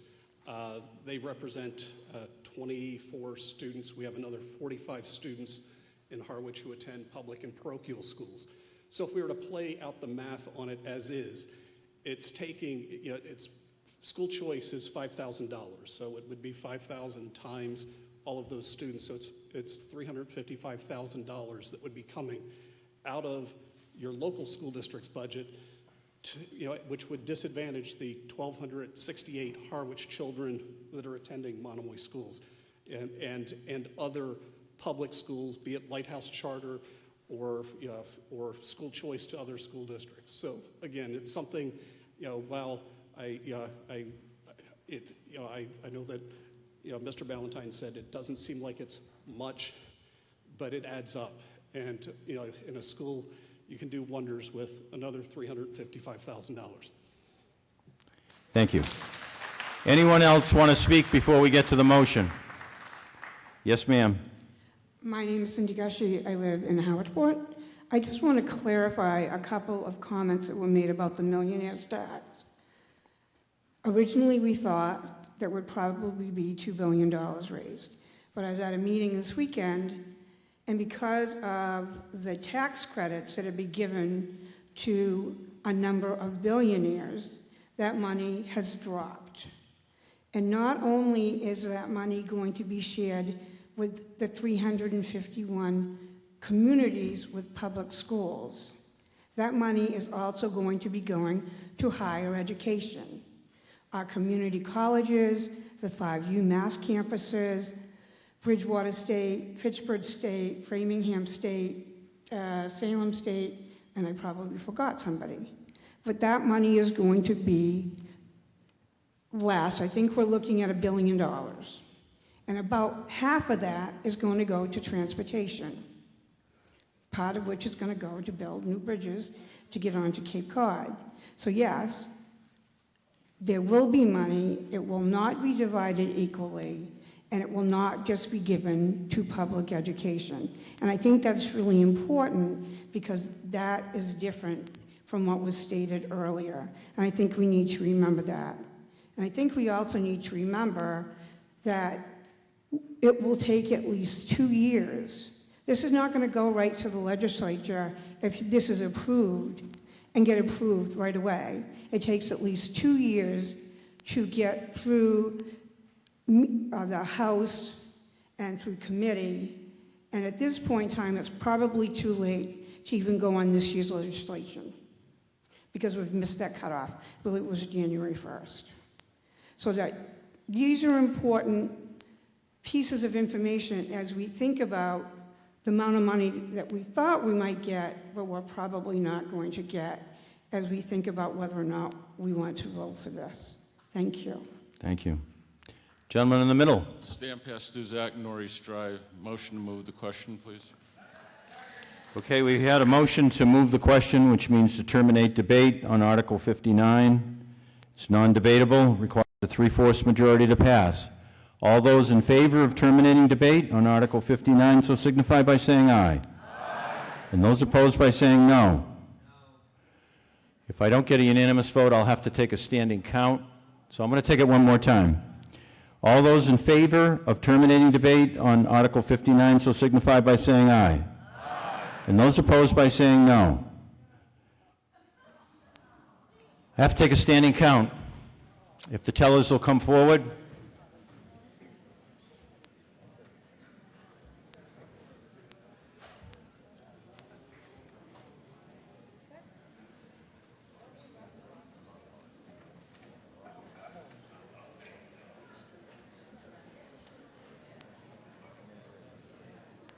There's Joan. Last night, Joan, you were complaining we didn't have enough standing counts. So we tried to change that for you tonight. Yeah. All those in favor of terminating debate on Article 59, please stand and hold your voter card. Thank you.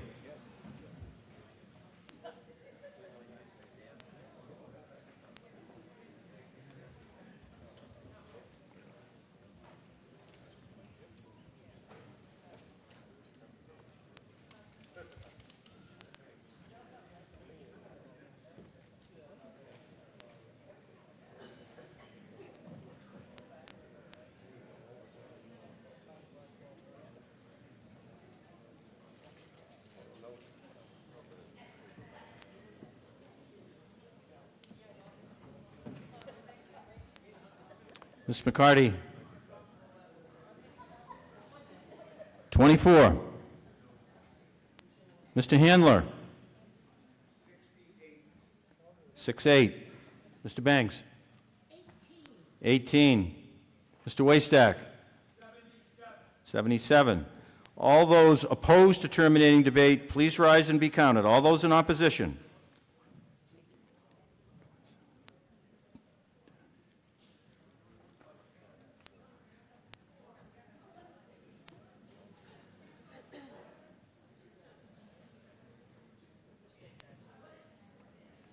McCarty? Don't be standing. Just take a look. Okay, Mr. Handler. 2. Mr. Waystack. 2. Mr. Bangs.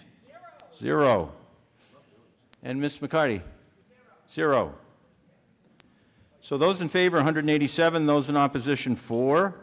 The motion carries, so we'll move to the vote on Article 59. And Mr. Baker's motion on Article 59, what we'll vote on is that the article be accepted and adopted. All those in favor of the motion as read so signify by saying aye. And those opposed by saying no. The motion does not carry. So we'll move to Article 60. See if the town will vote to authorize and direct the Board of Selectmen to enter into an agreement with an established educational facility, private party, or not-for-profit through all means necessary, including, yet not limited to, an intermunicipal agreement or a long-term lease for purpose to create and operate an agricultural/environmental educational facility on said land acquired at the annual town meeting, 2000, Article 11, situated at 374 Main Street, North Harwich, shown on Assessor's map, and there's a reference, 33.6 acres, being further shown on a plan recorded at the Barnstable County Registry of Deeds, and then it gives several title references, known as the Main Street Bog. Further authorize the Board of Selectmen to pursue any means necessary to accomplish this action, including, yet not limited to, partition to the Massachusetts State Legislature, subject to Section 7, Chapter 293 of the Acts of 1998, entitled Establishment of the Cape Cod Open Space Land Acquisition Program, or any related questions of purposeful use of said land, execute any and all instruments as may be necessary on behalf of the town and act fully thereon. Mr. Hughes, do you have a motion?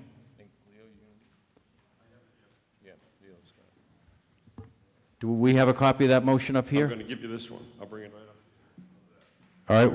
All right, you can come up and make it right up here if you want, Leo.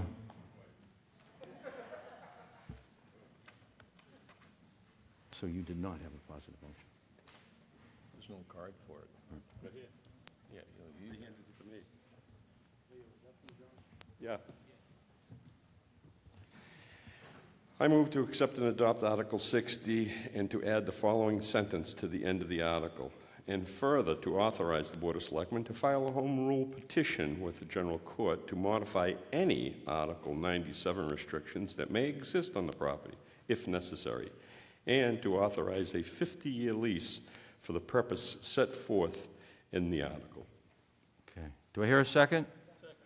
Okay, so motion's been made and seconded under Article 60. It's accept and adopt, and to add the following sentence at the end of the article: authorize the Board of Selectmen to file a home rule petition with the General Court to modify any Article 97 restriction that may exist on the property, if necessary, and to authorize a 50-year lease for the purposes set forth in the article. Mr. Kukunis. Thank you.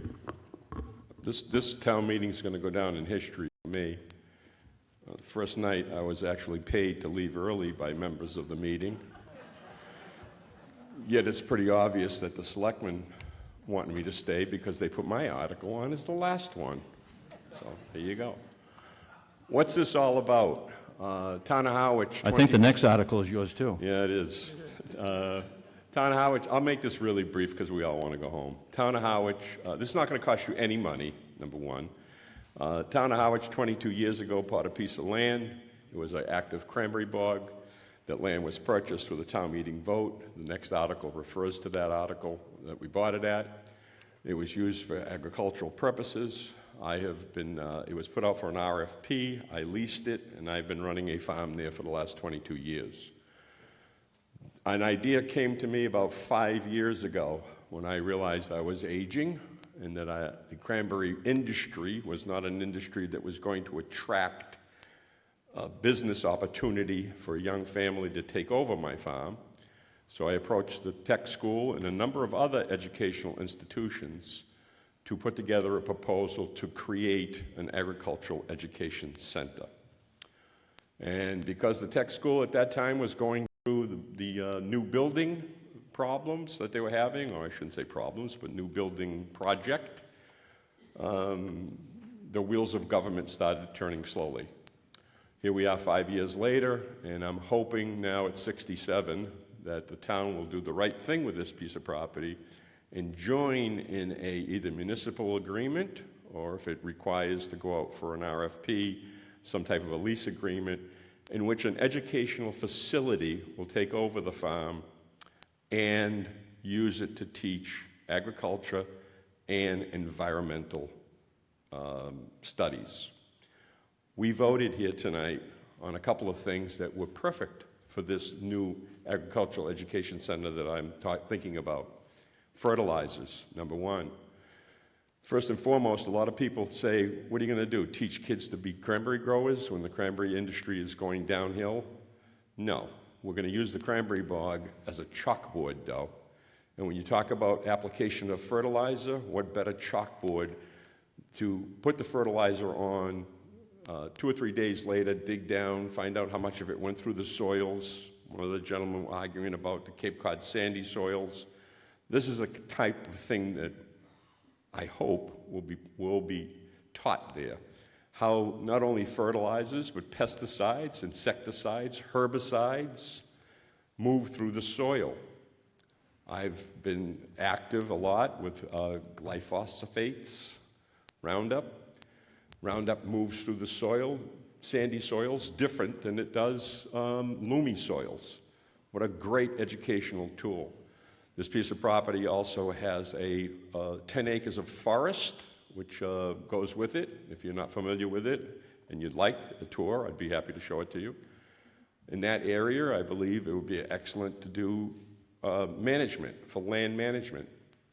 Every single community on the Cape, Harwich is not alone, every single community on the Cape owns hundreds of acres of land, and none of them, including Harwich, have a good land management plan. They just don't. So another area that would be a great educational aspect of this. And also, a couple of schools and myself reached out, and we had someone come in and actually do a survey on what kind of jobs are going to be available in the next 10 years, or 5 to 10 years. Another thing that stood out was veterinarian medicine and the needs for veterinarians. So one of the programs that's going to be put together immediately, I hope, is going to be a vet tech program. There's also looking at higher education, or I should say education for adults, not just high school kids. Everybody in the landscaping business knows that they're required to have what's called a hydraulic license now. That license requires to be tested on hydraulic equipment. What a better place to put. So I'm only asking you to support this because it's a passion of mine, and I believe it should be a passion of this town's. We own a lot of land in this town. We own forest. We own old cranberry bogs. We have multitude of areas for people to walk their dogs, for people to go out and walk and see the area and see the environment. This would be a model to take a piece of land that is under agricultural use and to use it as an education center. I stand before you tonight and tell you, if you pass this tonight and this comes to fruition, you will find every town in the Commonwealth of Massachusetts is going to have some input in this new agricultural education center. Since I've made this public, I've already been contacted by all our major colleges in the state, in the Commonwealth of Massachusetts. In fact, the tech school is actually reaching out this week to Harvard, believe it or not, because they own land out in the middle part of the state in which they have a forestry industry. This is a plus, plus, plus vote for you. I have not heard any negative input. I asked this to be put forth to the town meeting because I believe this is the best forum for all input, both positive and negative. And if someone has some questions or there is negative input, I would hope they would bring it forth tonight. So I ask you to support this and support the Agricultural Education Center if it does move forward. Further debate. Gentleman in the middle. Gary Conroy, 235 Bay Road. Leo, I do agree with you that our public lands need a lot of work. However, I want to be certain that I'm reading this properly, that the town will have no interest in this concept except for leasing the land. The article is authorizing the selectmen to do that. I assume, I'm not an attorney, but there could be language in the lease which the town has something to do with it.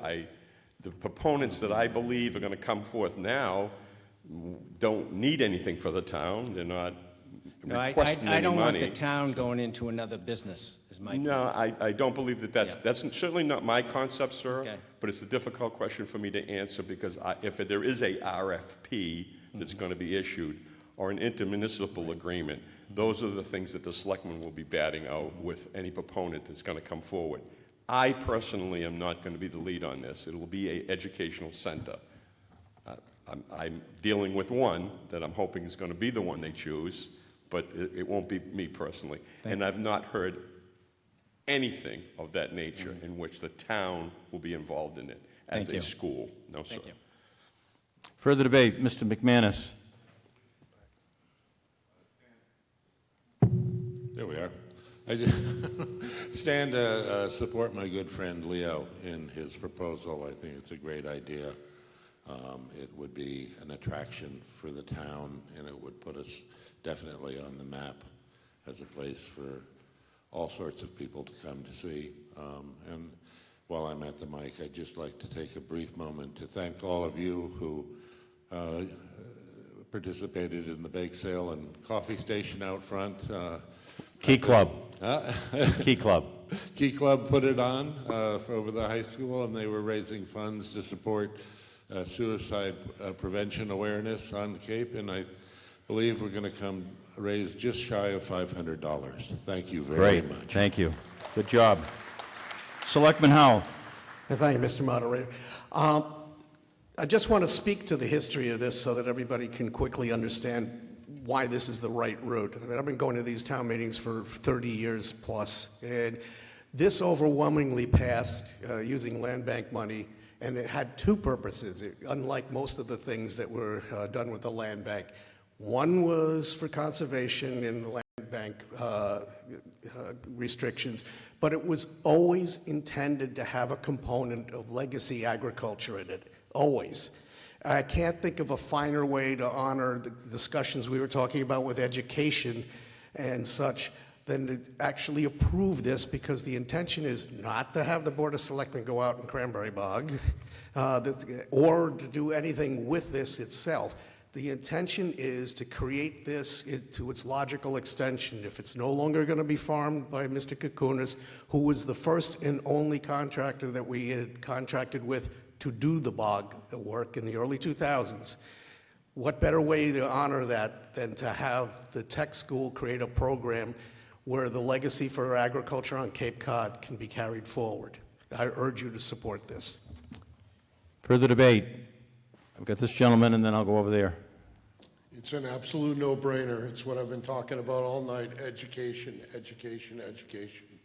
Hats off for Leo for thinking outside the box and promoting this. It's part of our wastewater plan is to educate.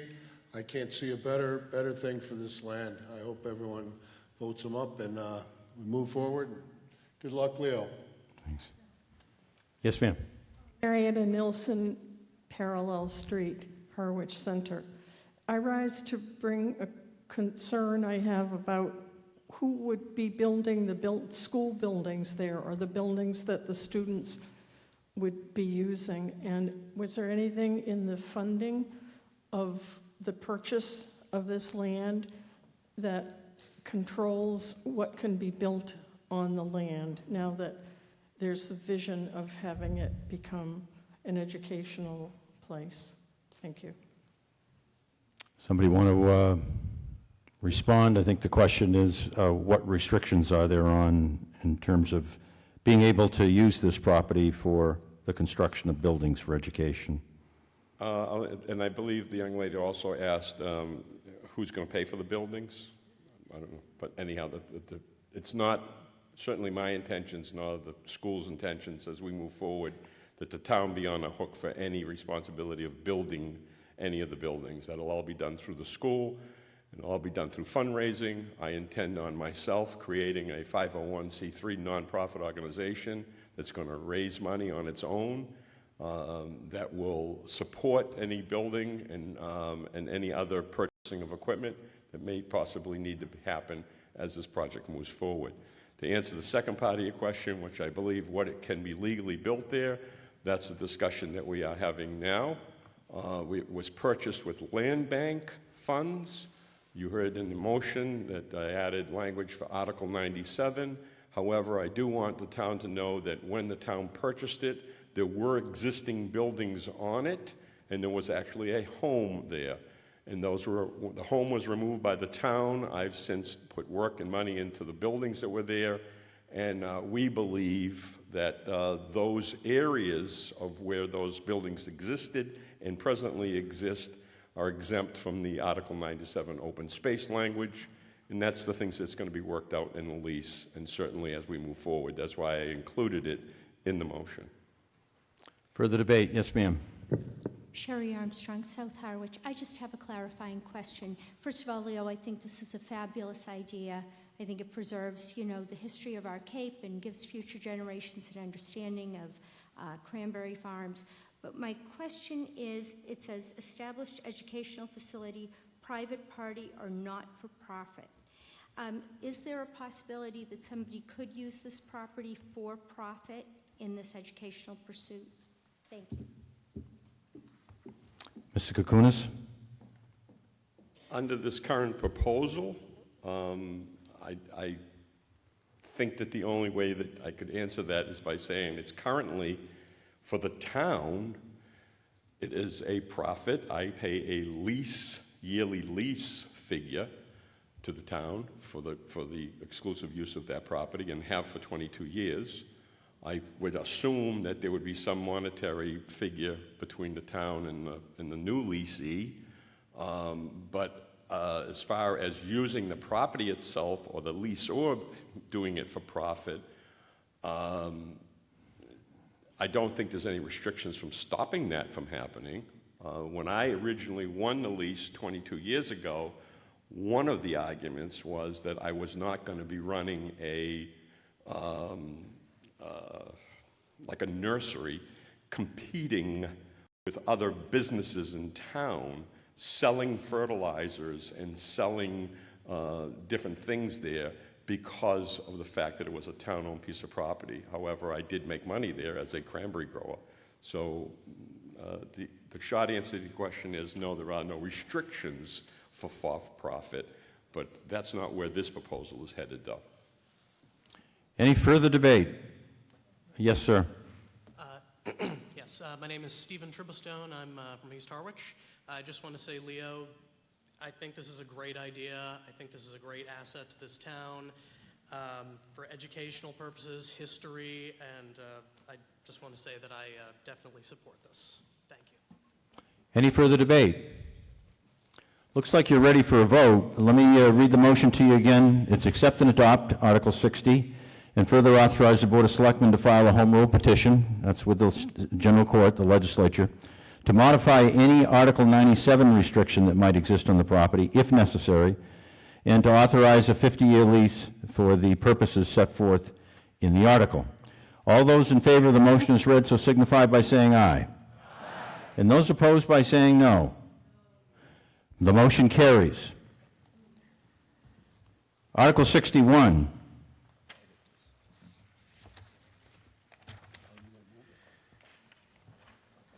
See if the town will vote to amend action of the town's annual meeting of 2000, Article 11, purchase of 374 Main Street, North Harwich, described in a deed recorded at the Barnstable County Registry of Deeds, gives the book and page numbers.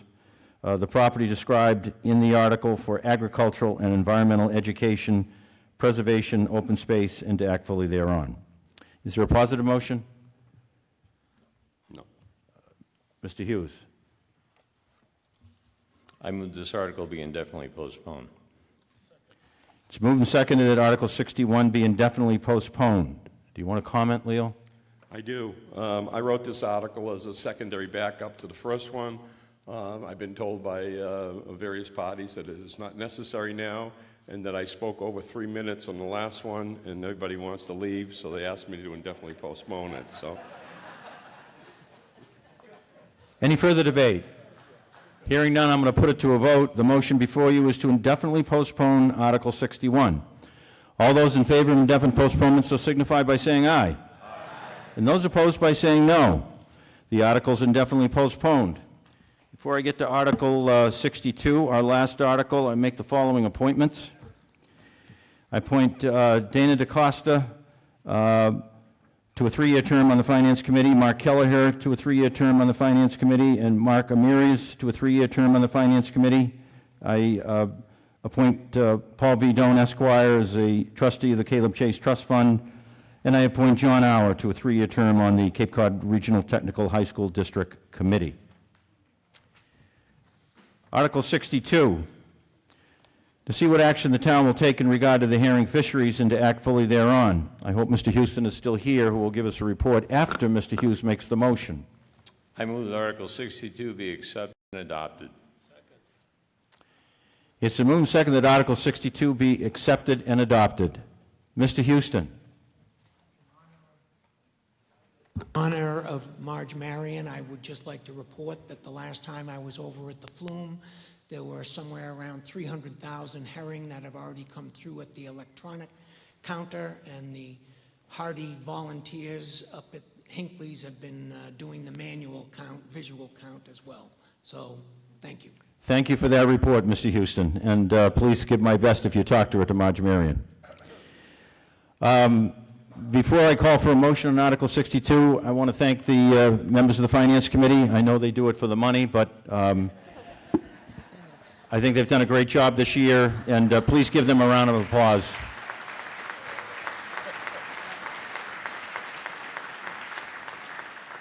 Okay, all those in favor of the motion on the herring fisheries, accept and adopt, so signify by saying aye. Aye.